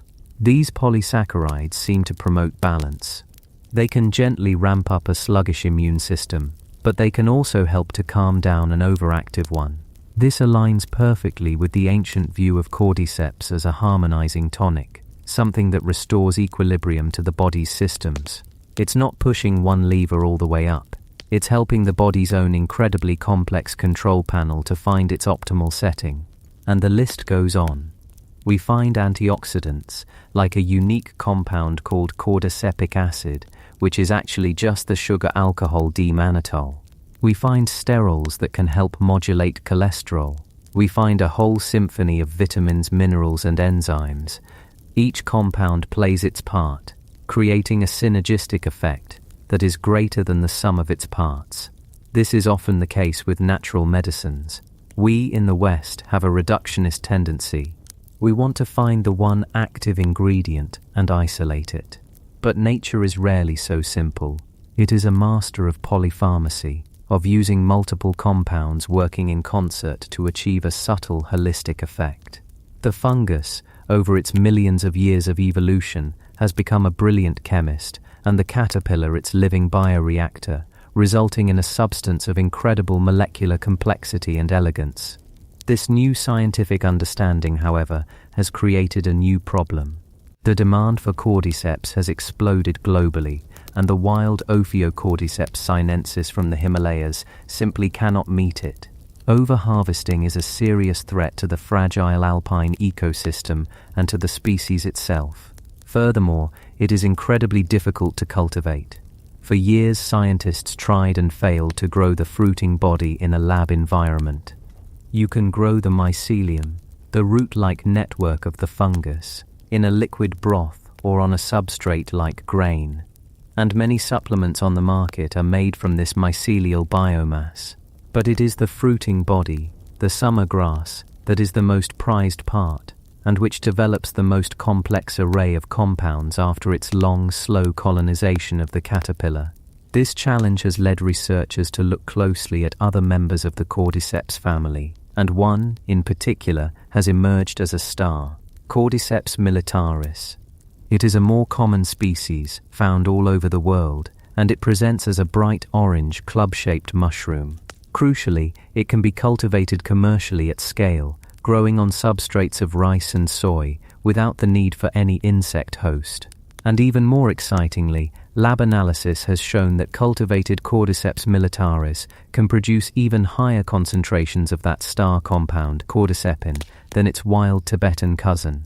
This has opened up a new era for Cordyceps. It has democratized it. What was once a medicine reserved for emperors and the ultra-wealthy is now accessible to almost anyone, and it allows for a level of quality control and standardization that is impossible with a wild harvested product. Scientists can now select for specific strains that are high in cordycepin or polysaccharides and grow them in controlled environments to create consistent, potent, and sustainable medicinal mushroom products. We are now in the midst of a renaissance of research. Clinical trials are underway, exploring the potential of these fungal compounds in a dizzying array of applications. We are studying their effects on athletic performance, not just in world-class runners, but in elderly people, to see if it can improve their mobility and quality of life. We are investigating their role in supporting patients undergoing chemotherapy, helping to mitigate the crushing fatigue and immune suppression that so often accompanies the treatment. We are exploring their potential to modulate blood sugar levels, to protect the liver, and yes, the kidneys, bringing the story full circle back to those ancient Chinese texts. The picture that is emerging is not one of a panacea, a cure-all. Nature rarely offers such simple solutions. Instead, what we see is an adaptogen, a complex substance that seems to help the body's own systems better cope with stress, whether that stress is physical, biological, or chemical. It doesn't seem to force the body in one direction, but rather to provide it with the tools and information it needs to find its own way back to balance, or homeostasis. It is profoundly humbling to realize this, to see how a process we might initially label as grotesque, a fungus consuming and controlling an insect, can, from another perspective, be the very source of compounds that can help regulate and heal our own bodies. The same molecular toolkit that Cordyceps evolved to manipulate the nervous system of an ant, or to slowly replace the tissues of a caterpillar, can be repurposed inside us. The keys it forged to unlock the cells of an insect can also fit, sometimes perfectly, into the locks of our own cellular pathways. It reminds us that the lines we draw between horror and healing, between a poison and a medicine, are often just a matter of dose and context. The fungus is not malicious. It is a survivor, an innovator, a master of biochemistry. It is simply following its own ancient evolutionary script, and we, in our own quest for survival and well-being, have stumbled upon its library of chemical secrets. We learn to read its language, not with malice or fear, but with reverence and scientific curiosity. We have taken the work of the forest floor's quiet puppeteer and turned it into a potential pillar of the future of medicine, a testament to the idea that sometimes the most profound healing can be found in the most unlikely of places. The emperor's medicine, born from a winter worm and a summer grass, is finally revealing its secrets to us all, and we have only just begun to listen. Chapter 5. Chapter 5. The Species Barrier. The biological firewall between insect and man, and we have only just begun to listen. We have been listening to the stories this fungus can tell us about healing, about the chemistry of life and death turned to our own benefit. But there is another story it tells, one that whispers from the darker corners of our imagination. It is a question that, in our modern world, has taken on a life of its own, fueled by brilliant fiction. It is the quiet, reflexive glance you might give an ant on the sidewalk, a momentary flicker of a thought. Could it happen to us? Could this master puppeteer, this ancient specialist of the insect world, ever learn to pull our strings? To answer this, we must turn our gaze inward. We must leave the forest floor, with its dappled light and scent of damp earth, and begin a journey into a different kind of wilderness, one far more complex and turbulent than any jungle. We are going to explore the ecosystem of the human body, and it is here we will find the first of several great walls, a biological fortress so profound and so effective that it has protected our lineage for millions of years. The first, and perhaps the simplest, great wall is a matter of heat. Think of your own body, right now, as you lie here. Feel the subtle, constant warmth of it. This is not a passive state. This is a raging metabolic fire, a furnace burning at a carefully calibrated 37 degrees Celsius or 98.6 degrees Fahrenheit. We are endotherms, creatures of internal fire. An ant, by contrast, is a creature of the sun. Its internal temperature is a mirror of the world around it. Cool in the morning shade, warm in the afternoon light. Most fungi, including our subject, Cordyceps, are exquisitely adapted to this cooler, more variable world. They thrive in the ambient temperatures of the forest floor, the same temperatures found inside the body of a living ant. Their very being, the delicate architecture of their proteins and enzymes, is designed to operate within this temperate range. To them, the interior of a human body is not a welcoming new home. It is a desert of searing, inhospitable heat. An increase of just a few degrees can cause a fungus's essential proteins to denature. It's a word that sounds gentle, but it is a catastrophic unraveling. Imagine an impossibly complex key, forged to fit a single intricate lock. Now imagine heating that key until its metal softens and its fine teeth warp and twist into an unrecognizable shape. It is useless. This is what our body's passive, constant heat does to the vast majority of fungal invaders. It is a silent, effortless defense, a thermal moat that surrounds our fortress day and night. When you have a fever, your body is intentionally dialing up the thermostat. It is making the environment even more hostile, creating a scorched earth landscape where invading pathogens struggle to survive. This feeling of being unwell, this intense heat, is the feeling of your own internal furnace being stoked for war. What we experience as the discomfort of a fever is for a fungus like Cordyceps an extinction-level event. Our normal, everyday temperature is already at the very edge of what it can tolerate. A fever is pushing it far beyond the breaking point. This constant, quiet warmth we barely notice is in fact one of the most formidable defensive shields in the entire living world. A shield so effective, it has been called our thermal restrictive zone, and it filters out nearly all of the millions of fungal species on our planet, rendering them utterly harmless to us. But let us imagine, just for a moment, that a strain of this fungus did manage to adapt. Let us say that through some incredible evolutionary leap, it learned to withstand our heat. It has crossed the thermal moat, but now it finds itself standing before the second Great Wall, a system of such staggering complexity and brutal efficiency that it makes the simple defense of heat seem like a quaint rustic fence. It has come face to face with the mammalian immune system. To call it a system is an almost comical understatement. It is less like a system and more like a civilization, a vast continent-spanning nation of interconnected agents, with its own languages, its own military branches, and a library of memory that stretches back through generations. It is a security force with layers upon layers of defense. The first to arrive on the scene are the sentinels of the innate immune system.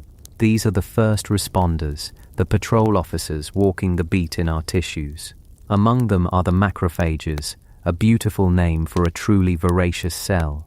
Macrophage means big eater, and that is precisely what they do. They are shapeshifters, amoeba-like guardians that patrol our cellular highways.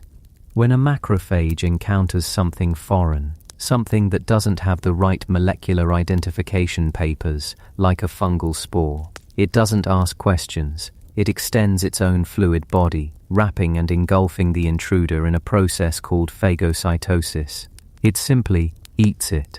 The spore is trapped within the macrophage, which then floods the internal compartment with a cocktail of digestive enzymes and destructive chemicals, a microscopic execution chamber from which there is no escape. If the invasion is larger, the macrophages send out chemical signals, alarm bells that ring through the body. These are cytokines, the emergency broadcast system of our cells, and they call for overwhelming force. In response to this call, legions of another type of cell arrive, pouring out of our bloodstream. These are the neutrophils. If macrophages are the patrol officers, neutrophils are the SWAT team. They are specialists in destruction, programmed to arrive at an infection site, kill as many invaders as possible with a storm of toxic chemicals, and then die themselves in the process. They form the front lines of a biological war, a living barricade of self-sacrifice. And all of this is just the first wave, the innate response. It is brutal, fast, and non-specific. It attacks anything that looks out of place. Fungi have a particular tell. Their cell walls are made of a tough, fibrous substance called chitin. Chitin is the same material that makes up the hard exoskeleton of an ant. It is a wonderful building material, but inside our bodies it is a glaring, unmistakable red flag.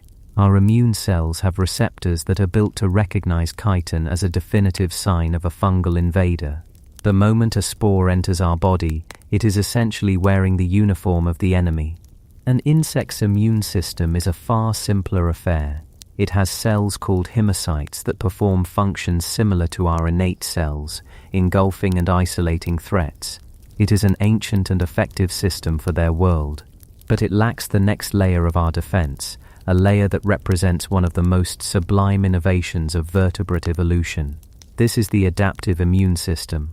If the innate system is the police force, the adaptive system is the National Intelligence Agency. It is slower to respond, but it is precise, strategic, and it learns. It remembers every enemy it has ever faced, and it prepares for their return. The stars of this show are the lymphocytes, the T cells and the B cells. When a macrophage eats a fungal spore, it doesn't just destroy it, it acts as an intelligence gatherer. It tears the spore apart and takes pieces of it, unique proteins, molecular signatures, and displays them on its own outer surface. It's like a scout returning from the field with the enemy's insignia. This macrophage then travels through our lymphatic system to a lymph node, which is less like a simple gland and more like a bustling military command center. Inside this command center, the macrophage presents the piece of the fungus to a specialized T cell, a helper T cell. This is a moment of activation, a transfer of vital intelligence. The T cell now knows exactly what the enemy looks like. It begins to multiply rapidly, creating an army of clones, all holding the blueprint of the invader. Some of these T cells become killer T cells, assassins that hunt down any of our own body cells that have been compromised by the invader and instructs them to self-destruct. Others go to activate the B cells. The B cells are the weapons manufacturers. Once activated by a T cell, a B cell that has the correct template begins to mass-produce a single, perfect weapon: antibodies. Antibodies are microscopic, Y-shaped proteins, and they are marvels of engineering. They are like guided missiles, designed to seek out and bind to one specific target, the fungal spore they were designed to fight. They flood our bloodstream and tissues, millions upon millions of them, and when they find their target, they latch on. They don't kill the fungus directly, they simply tag it. They are markers, painting a target on the invader, making it ridiculously easy for the big eaters, the macrophages, to find and destroy them. And here is the most beautiful part. After the war is won, after the infection is cleared, some of these specialized T cells and B cells remain. They become memory cells. They are the veterans, the living historians of our internal wars. They will circulate in our bodies for the rest of our lives, holding the memory of that specific fungal invader. If that same fungus ever dares to enter our body again, years or even decades later, the response will not take days to mount. It will be instantaneous and overwhelming. The intelligence agency already has the enemy's file, the weapons are already designed, and the army is ready. The invader will be annihilated before it can even gain a foothold. This is the second Great Wall. It is a self-learning, multi-billion cell network of surveillance and defense, honed by 500 million years of vertebrate evolution. To a fungus that has only ever known the simple defenses of an ant, encountering the human immune system would be like a band of medieval raiders suddenly finding themselves on a modern battlefield, facing down drones, satellites, and a professional army. The mismatch in technology, in sophistication, is almost beyond comprehension. And yet, let us continue our thought experiment. Let us imagine the impossible. a strain of Cordyceps that can survive our heat and has somehow, through 1,000,000,000 to 1 chance, developed a way to cloak itself, to hide from our immune system's relentless gaze. It has now cleared the 2 greatest physical barriers, but now it faces the third, and perhaps the most abstract and insurmountable wall of all, the species barrier, the evolutionary chasm. Cordyceps is a master specialist. It is not a generalist predator. Through millions of years of coevolution, it has become a master locksmith of the ant's nervous system. Its entire chemical arsenal, the compounds it uses to seize control of its host, is a set of exquisitely crafted keys designed to fit the specific molecular locks found in an ant's brain and muscles. These are receptors, ion channels, and signaling pathways that are unique to that insect lineage. The fungus has learned, with incredible precision, how to turn these keys to make the ant do its bidding. Our nervous system, the human nervous system, is a different universe of locks. The very architecture is different. We have a central nervous system of unimaginable complexity, protected by another physical shield called the blood-brain barrier, a tightly woven layer of cells that strictly regulates what can pass from the bloodstream into the delicate environment of the brain. A fungus would first have to figure out how to get past this elite guard. But even if it did, it would find itself in a land where none of its keys work. The language is entirely different. Our brains are not run by the same neurochemical balance as an ant's.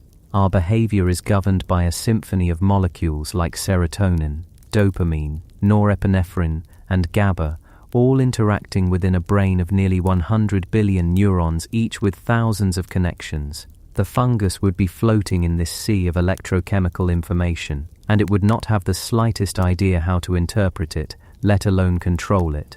The specific behaviors it induces in the ant, the summiting, the death grip, are the result of manipulating an ancient and relatively simple insect neurology. To ask the fungus to do the same to a human would be like asking a master watchmaker who has spent a lifetime perfecting the art of tiny gears and springs to suddenly architect and build a functioning skyscraper. The materials are different, the scale is different, the physics are different, the fundamental principles are utterly alien. It has spent its entire evolutionary existence learning to speak one very specific dialect, and we are asking it to write a philosophical treatise in a language from another galaxy. This is the third great wall.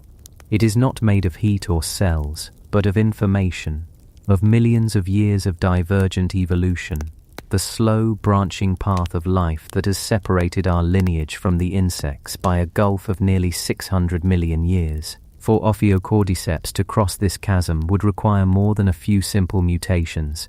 It would require a complete reinvention of its very nature. It would need to become a master of mammalian neurology, a feat of evolutionary learning that took its ancestors millions of years to achieve with insects, and it would have to do it overnight. Now, having built these 3 great walls, the wall of heat, the wall of immunity, and the wall of evolutionary distance, we must turn to the premise that modern fiction has so brilliantly proposed. The world is getting warmer. This is not fiction, it is a measurable reality. And the argument is that this steady increase in global temperature could act as a training ground. It could, over time, select for strains of fungi that are more and more thermotolerant. It could begin to erode the first great wall of our thermal defense. Is this plausible? The answer, unsettlingly, is yes. This is not science fiction. It is a genuine concern among mycologists and epidemiologists. We are in fact witnessing this happen in real time. There is a terrifying fungus called Candida auris. It is a type of yeast that emerged seemingly out of nowhere in the last decade or so. It is incredibly dangerous, resistant to most of our antifungal drugs, and causes deadly outbreaks in hospitals. And one of the leading hypotheses for its sudden emergence is, in fact, climate change. The theory is that as the world warmed, this fungus, which once lived harmlessly in some environmental niche like a wetland, adapted to survive at higher temperatures. In doing so, it crossed the thermal threshold that once kept it from being a human pathogen. It narrowed the gap between our temperature and its own, and in doing so it stumbled into a new niche, us. So the first step in the fictional scenario, a fungus adapting to a warmer world and as a result becoming capable of surviving in a human, is grounded in a disturbing reality. Our thermal moat is in a very real sense being made shallower by the warming of our planet. But for Cordyceps, this is only the first and arguably the easiest step in a journey of 1,000 impossible miles. Let us say it adapts to the heat. It still faces the immune system. To evade that, it would need to fundamentally alter its own cellular surface to somehow disguise the chitin that screams fungus to our macrophages. Or it would need to evolve potent chemical weapons that could suppress our immune response, shutting down the production of T cells and antibodies. This happens in the world of pathogens. Viruses like HIV are masters of this, but they are entirely different kinds of organisms, built for a different kind of warfare. For a fungus to spontaneously develop these abilities would require a cascade of hugely beneficial simultaneous mutations, and even then, even if it could survive our heat and hide from our immune cells, it still finds itself facing the chasm of neurobiology. It still doesn't speak the language. It has no keys for our locks. How could it possibly learn? Evolution works through gradual, incremental change. A random mutation might make a protein slightly more heat-resistant. Another might slightly alter a molecule on its surface. Each of these changes would have to be rewarded with a survival advantage to be passed on. But what is the advantage in learning a single word of human neurochemistry if you can't form a sentence? What is the benefit of evolving a key that fits one lock in the blood-brain barrier if you can't open the 1,000 other locks that keep you out? The fungus would gain no evolutionary advantage from these partial steps. It would need to acquire a whole suite of impossibly complex adaptations all at once to have any chance of success. In evolutionary terms, this is a statistical improbability so vast as to be practically indistinguishable from zero. It is like trying to win the lottery, and then, using your winnings, you must win the lottery again, the very next day, and then again the day after that, for 1,000 days in a row. Each step on the path to becoming a human mind-controlling pathogen is like winning a separate astronomical lottery. So, what is the verdict? The scientific, sober, and deeply reassuring verdict is that a pandemic of the kind we see in fiction, caused by Cordyceps, is not something we need to fear. The biological firewalls are too high, too thick, and too numerous. The evolutionary distance is simply too great.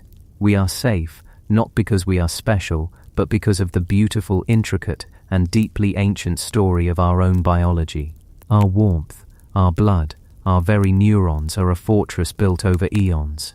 The real threat from fungi is both more mundane and in its own way more serious. It is not the dramatic zombification of our species, but the quiet, creeping rise of drug-resistant infections like Candida auris.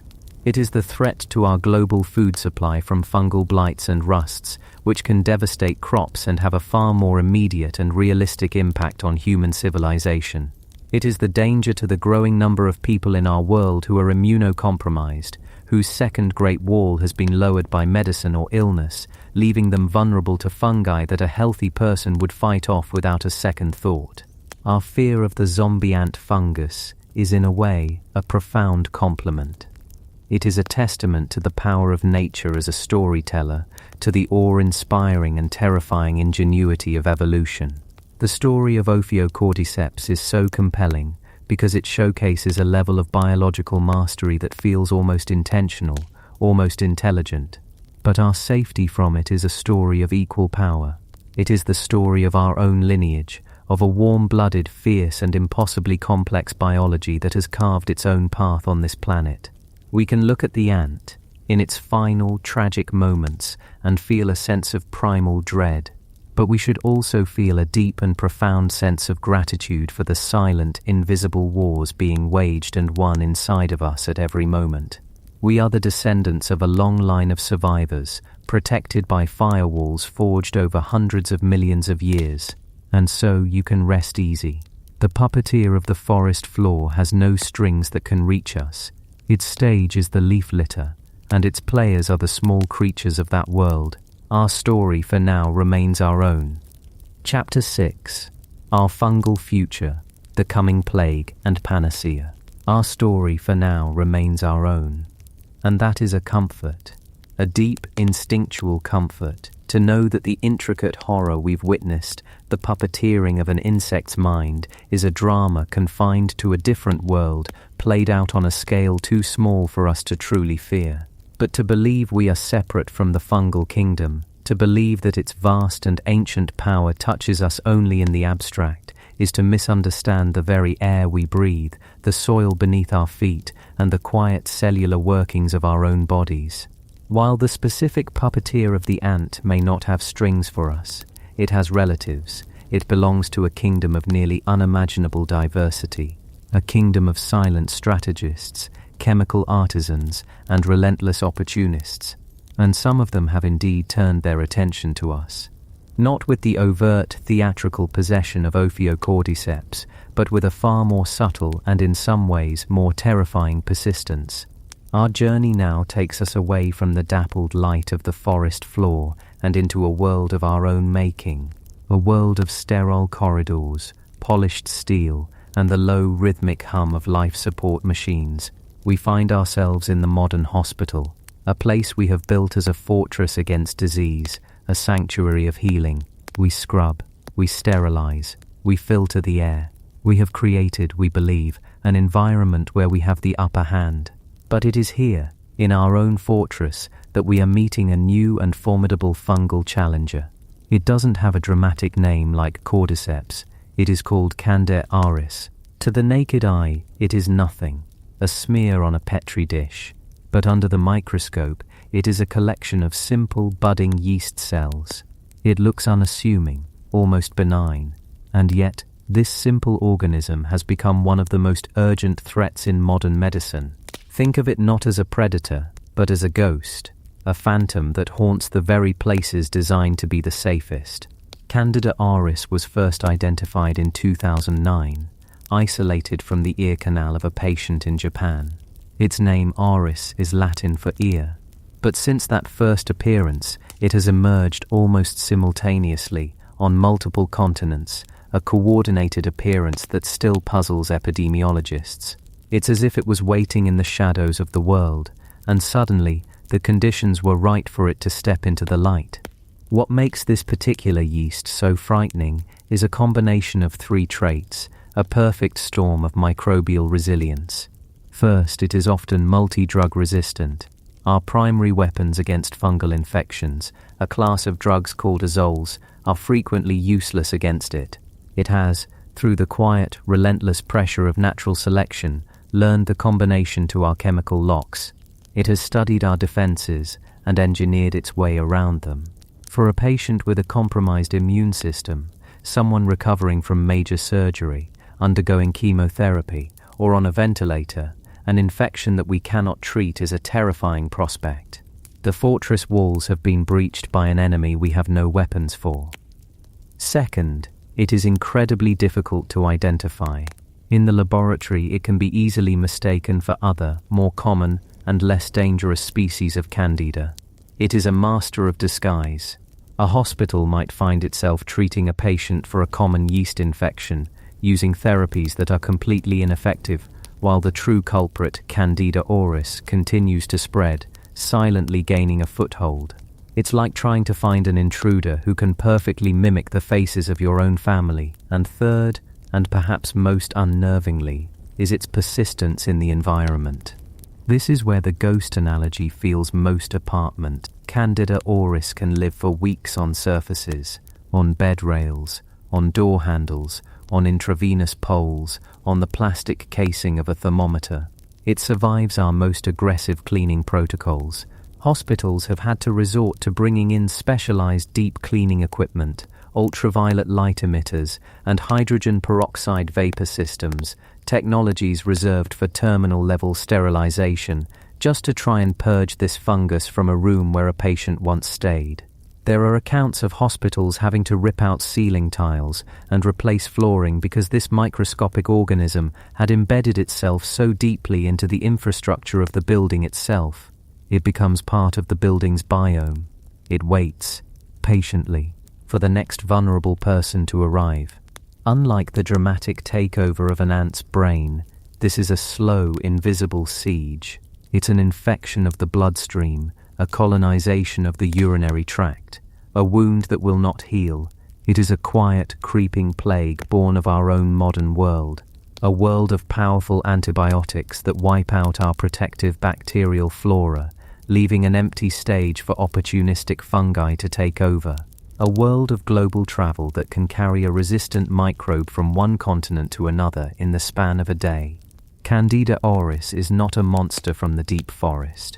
It is a monster we helped create, a reflection of the pressures we have placed on the microbial world, which has responded, as life always does, by adapting, surviving, and pushing back. And it is not alone. The story of Candida auris is just one chapter in a much larger book. We are living in an age where the threat of pathogenic fungi is growing.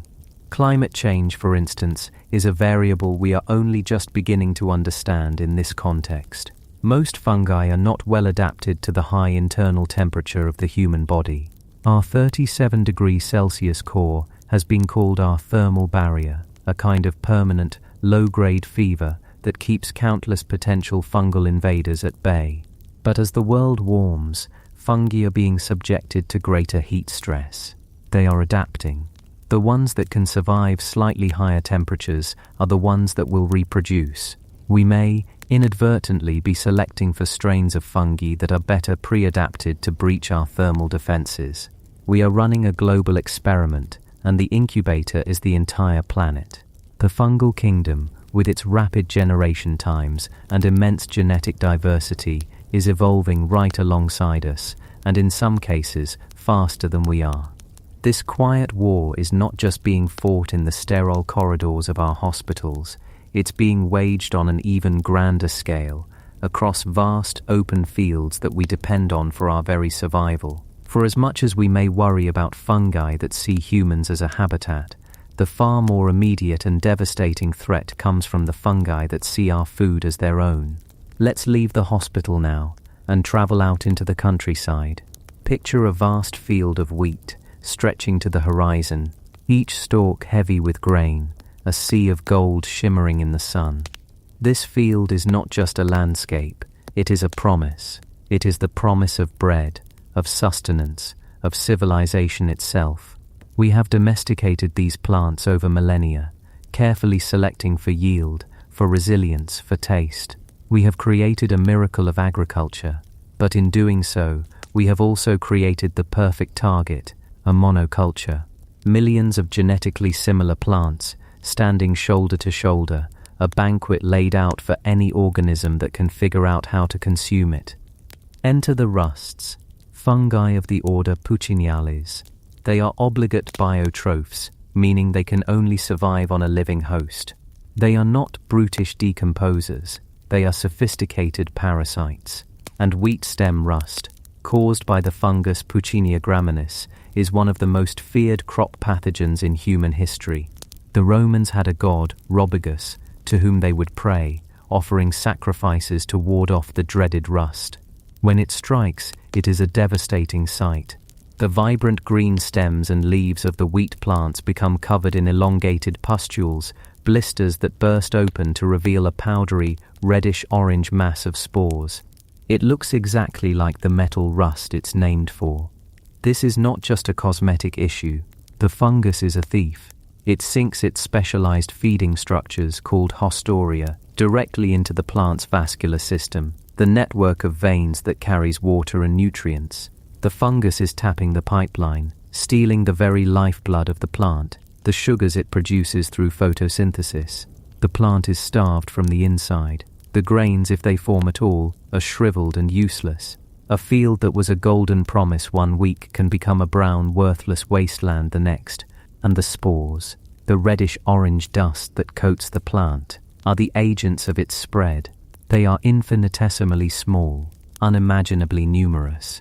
A single pustule can release thousands of them. They are caught by the wind and can travel for hundreds, even thousands of miles, a microscopic airborne tide of infection.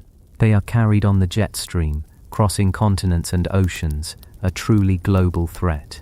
When they land on a new healthy wheat plant, and if the conditions of moisture and temperature are right, they germinate. A tiny tube emerges, which seeks out a stoma, one of the microscopic breathing pores on the plant's surface. It slips inside, a burglar entering through an open window, and begins the process of colonization anew. For much of the 20th century, we thought we had this ancient enemy beaten. Scientists, through decades of painstaking work, bred new varieties of wheat that contained resistance genes. These genes allowed the wheat plant to recognize the invading fungus and trigger a defense response, often by killing the cells around the infection site, creating a firewall of dead tissue that the fungus could not cross. It was a triumph of the Green Revolution. But the fungus, as fungi always do, adapted. In 1999, in Uganda, a new strain of wheat stem rust was identified. It was dubbed Uga 99, and it was different. It possessed a virulence that allowed it to defeat the resistance genes that had protected most of the world's wheat for 30 years. Suddenly, the world's food supply was vulnerable again. UG 99 began to spread. Carried by the wind, it moved from Uganda to Kenya, to Ethiopia, to Yemen, to Iran. It was a slow-motion plague, and plant pathologists around the world watched in horror, tracking its inexorable march across the globe. It was a race against time. Scientists scrambled to find new resistance genes in wild relatives of wheat, and to breed them into modern cultivars before the plague arrived at the great breadbaskets of the world, like the plains of India and North America. It is an arms race, a constant high-stakes evolutionary battle between human ingenuity and the relentless patient adaptability of a fungus. We are still in that race today. We have managed to stay one step ahead, but the fungus is always there, its spores drifting on the wind, testing our defenses, waiting for a single successful mutation to unlock the door to a global famine. And it's not just wheat. Every major crop has its fungal nemesis. Rice, the staple food for half of the world's population, is threatened by rice blast caused by Magnaportha rhizae. This fungus is a master of brute force. Its spore germinates on a rice leaf and develops a specialized structure called an oppressorium. This structure builds up incredible turgor pressure, up to 80 times the pressure in a car tire. It becomes a microscopic battering ram. It uses this immense physical force to punch a hole directly through the tough outer cuticle of the leaf, gaining access to the soft tissues within. The result is devastation on a massive scale, an estimated loss of enough rice to feed 60 million people each year. Potatoes have late blight, bananas have Panama disease, corn has southern corn leaf blight. For every crop we cultivate, there is a fungus that has co-evolved to consume it. Our global food system, with its reliance on vast monocultures, is a fragile and precarious thing. We live in a constant, quiet state of war with a kingdom of organisms that we cannot see, but whose effects could reshape human civilization. It would be easy here to fall into a state of despair, to see this invisible kingdom as a relentless adversary, a world of plagues and poisons, a silent, creeping threat waiting in the shadows of our hospitals and on the winds that sweep across our farmlands. It would be easy to view fungi as purely a force of deconstruction and disease, but that is only one half of the story. It is like looking at the moon and only ever seeing the dark side. For this same kingdom, with its mastery of chemistry and its profound ability to break things down, also holds the keys to building our future, healing our bodies, and cleaning up the messes we have made. The line between a plague and a panacea is sometimes just a matter of perspective and of application. So now let us turn the coin over. Let's look at the other side of this powerful, paradoxical kingdom. Let us move from the world of problems to the world of solutions. Our journey takes us to a different kind of laboratory. It doesn't smell of antiseptic. It smells of damp earth, of mushrooms, of living soil. Instead of beeping machines, there is a quiet hum of circulating air. And here people are not fighting fungi. They are collaborating with them. They are learning to speak their language, the language of Mycelium. Mycelium, as we know, is the true body of the fungus. The web of thread-like hyphae that grows unseen within its substrate, be it soil, wood, or in this case, agricultural waste like corn husks or sawdust. For eons, this network has been binding soil together, decomposing fallen logs, and creating the very foundation of terrestrial life. And now, we are beginning to see it for what it is, a master builder, an architect that works on a microscopic scale. Imagine you have a mold, perhaps in the shape of a simple brick. You fill this mold with some organic waste material, chopped up straw for example. Then you introduce a small amount of mycelium from a vigorous species, like an oyster mushroom. You give it warmth, humidity, and darkness, and you wait. The mycelium awakens. It begins to grow, its fine hyphal threads extending out, exploring their new world. They secrete enzymes, digesting some of the straw for food. But they are also doing something else. They are weaving. They are binding. Each tiny thread acts like a microscopic filament of glue, connecting the individual pieces of straw into a single unified mass. The mycelial network branches and fuses, creating an incredibly dense three-dimensional matrix. In a matter of days, it fills every single void in the mold, its growth conforming perfectly to the shape we have provided. Then, the process is gently halted with heat, which deactivates the fungus. What you remove from the mold, it's a brick, but it's unlike any brick you have ever held. It is shockingly light, almost like holding hardened foam. It has a warmth to it, a subtle, earthy scent. You can see and feel the tightly woven texture of the substrate, now held together by the pale, strong network of mycelium. This material wasn't melted or forged or chipped from stone. It was grown. It was coaxed into being. It is a collaboration between human design and a life form that has been building structures for 1 billion years. And this mycomaterial has remarkable properties. It is an incredible insulator, both for temperature and for sound. It is naturally flame retardant. It is completely non-toxic. And when you are done with it, when the building it was part of is decommissioned, you don't have to send it to a landfill. You can simply break it up and compost it.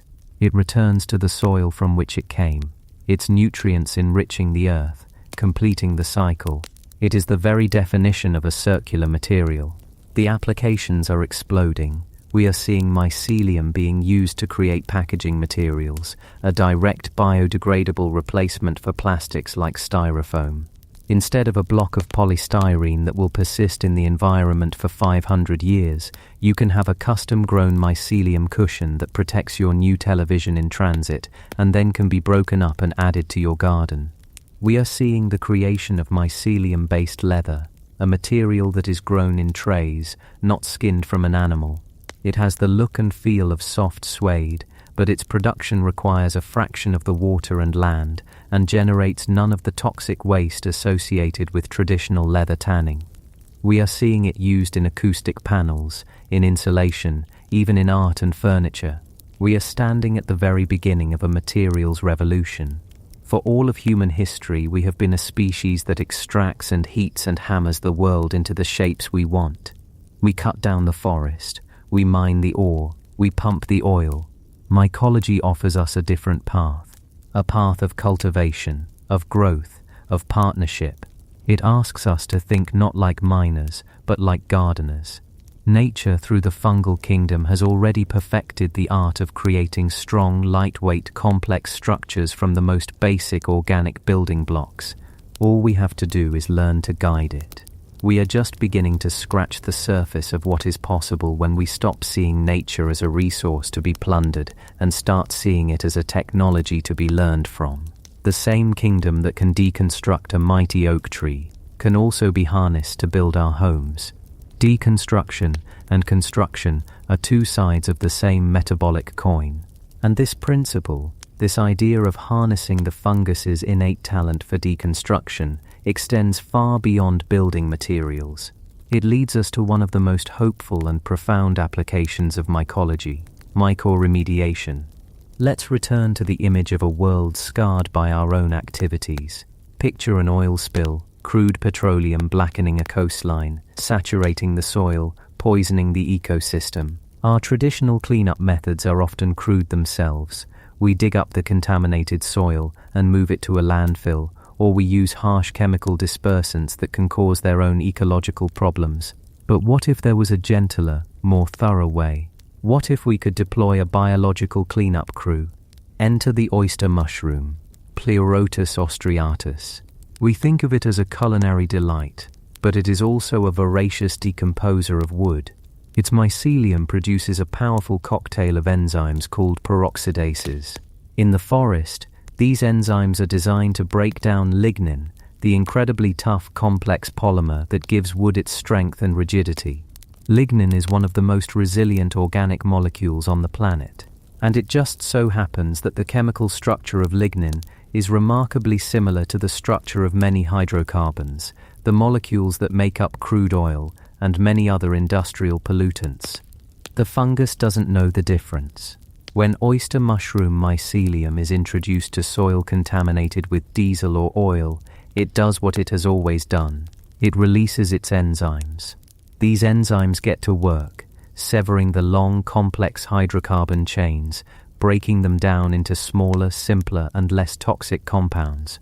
The mycelium then absorbs and metabolizes these smaller molecules, using them as food. It is, quite literally, eating the pollution.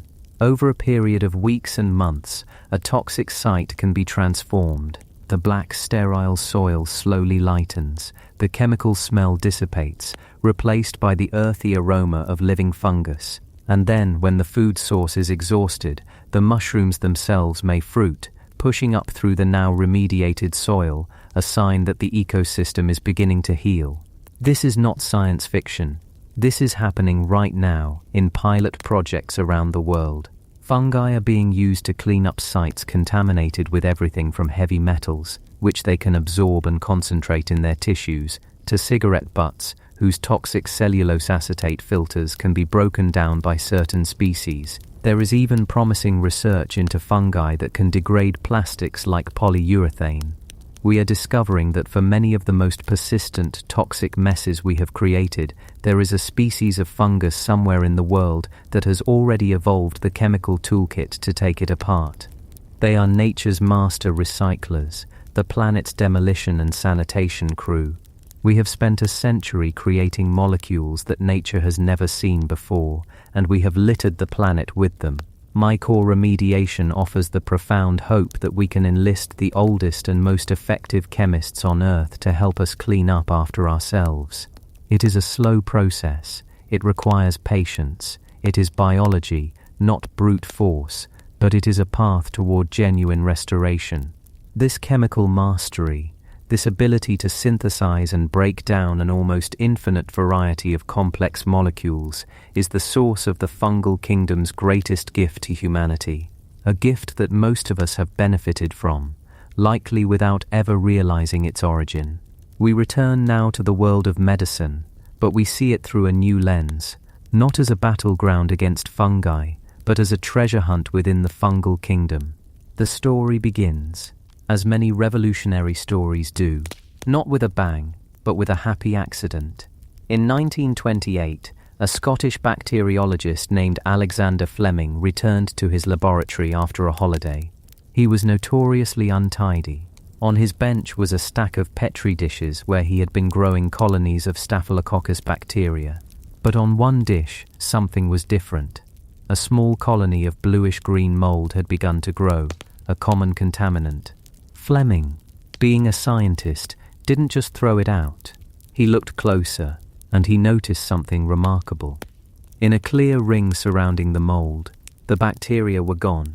They had been killed, their colonies dissolving into nothing. The mold was secreting something, some invisible substance that was lethal to the bacteria. He had stumbled upon a chemical weapon in a microscopic war. The mold was Mycelium rubens. The substance it was producing he would later name penicillin. It took more than a decade of further research by other brilliant scientists like Howard Florey and Ernst Chain to figure out how to purify and mass-produce this substance, but its discovery fundamentally changed the course of human history. For the first time, we had a weapon that could effectively treat bacterial infections that had plagued humanity for millennia: pneumonia, scarlet fever, syphilis. It saved countless lives during World War II and ushered in the age of antibiotics, and it came from a common mold, a fungus that had likely been waging its chemical war against bacteria for millions of years, right under our noses. And this was just the beginning. The fungal kingdom turned out to be a vast, largely unexplored pharmaceutical treasure chest. Consider the statins, the class of drugs that lower cholesterol and have dramatically reduced deaths from heart disease worldwide. The first of these, lovastatin, was isolated from a species of fungus called Aspergillus terreus. Or consider the organ transplant. One of the greatest challenges in transplant surgery is preventing the recipient's immune system from rejecting the new organ. The breakthrough that made modern transplants possible was the discovery of cyclosporine, a powerful immunosuppressant drug. Cyclosporine was isolated from a fungus found in a soil sample from Norway, a species called Talipocladium inflatum.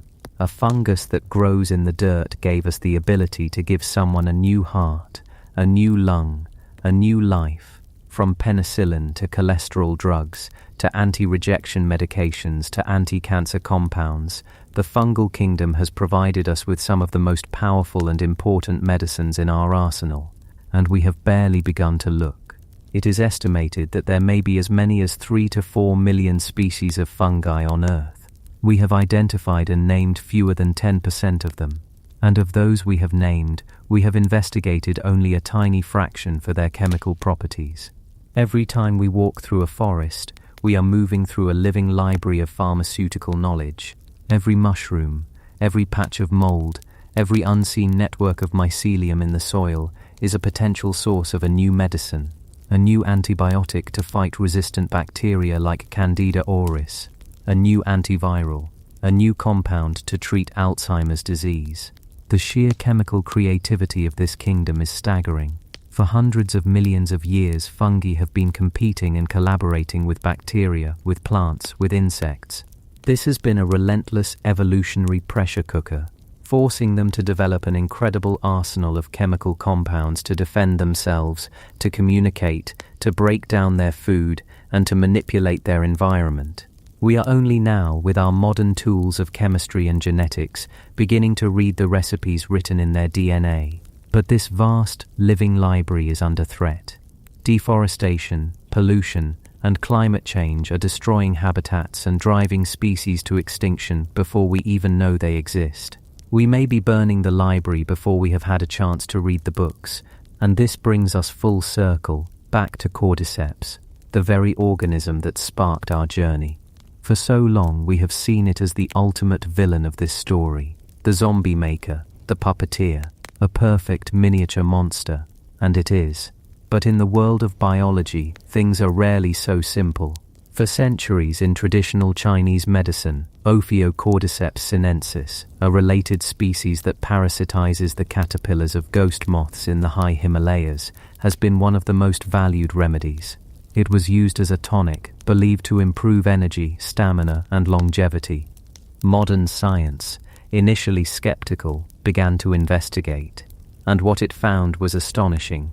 This parasitic fungus is a factory for bioactive compounds. Researchers have isolated a compound from it, called cordycepin, and cordycepin has shown remarkable properties in the lab. It has demonstrated potent anti-inflammatory, antioxidant, and anti-tumor effects in preclinical studies. It appears to interfere with the way cancer cells grow and spread.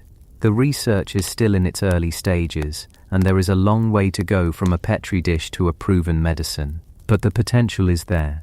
The monster might also be a healer. The very fungus that perfects the art of killing an insect in the most macabre way imaginable might hold within its strange chemistry a secret that could one day save a human life. This is the profound and humbling paradox of the fungal kingdom. It is a world of both plague and panacea, of poison and of medicine. The fungus that rots the grain in our fields is a cousin to the one that produces the antibiotic that saves our child from an infection. The mycelium that can be tamed to grow a brick for our house shares a lineage with the one that can silently colonize a hospital ward. It is the great decomposer and the great connector, the force that breaks down the dead to create the soil from which new life will spring. We are not separate from this kingdom. We are deeply, inextricably enmeshed with it. Our relationship is complex, dangerous, and deeply codependent. We have feared it, fought it, and tried to eradicate it, and we have, often by accident, benefited immeasurably from its hidden genius. Our future, in many ways, will be a fungal future. It will be defined by how we navigate this relationship. It will depend on our ability to defend ourselves against the new threats that will emerge from this rapidly adapting kingdom, threats like Candida auris and the next great crop blight. But it will also depend on our wisdom and humility, on our ability to see fungi not just as an enemy to be conquered, but as a teacher, a partner, an ancient and powerful technology that we are only just beginning to understand. From the silent takeover of an ant's mind on the forest floor, to the ghostly presence in a modern hospital, from the rust that threatens a global harvest, to the mycelial threads that might build our future homes and heal our diseases, the story of the fungi is the story of life's quiet, persistent, and creative power. It is a kingdom hidden in plain sight, underpinning our world in ways we are only now starting to appreciate.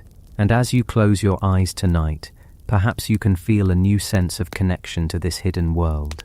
The world is not just what we see, it is woven together by these invisible threads, a silent, sprawling network that reminds us that even in the darkest soil, there is life, there is intelligence, and there is the profound and beautiful mystery of a world that is constantly unmaking and remaking itself right beneath our feet.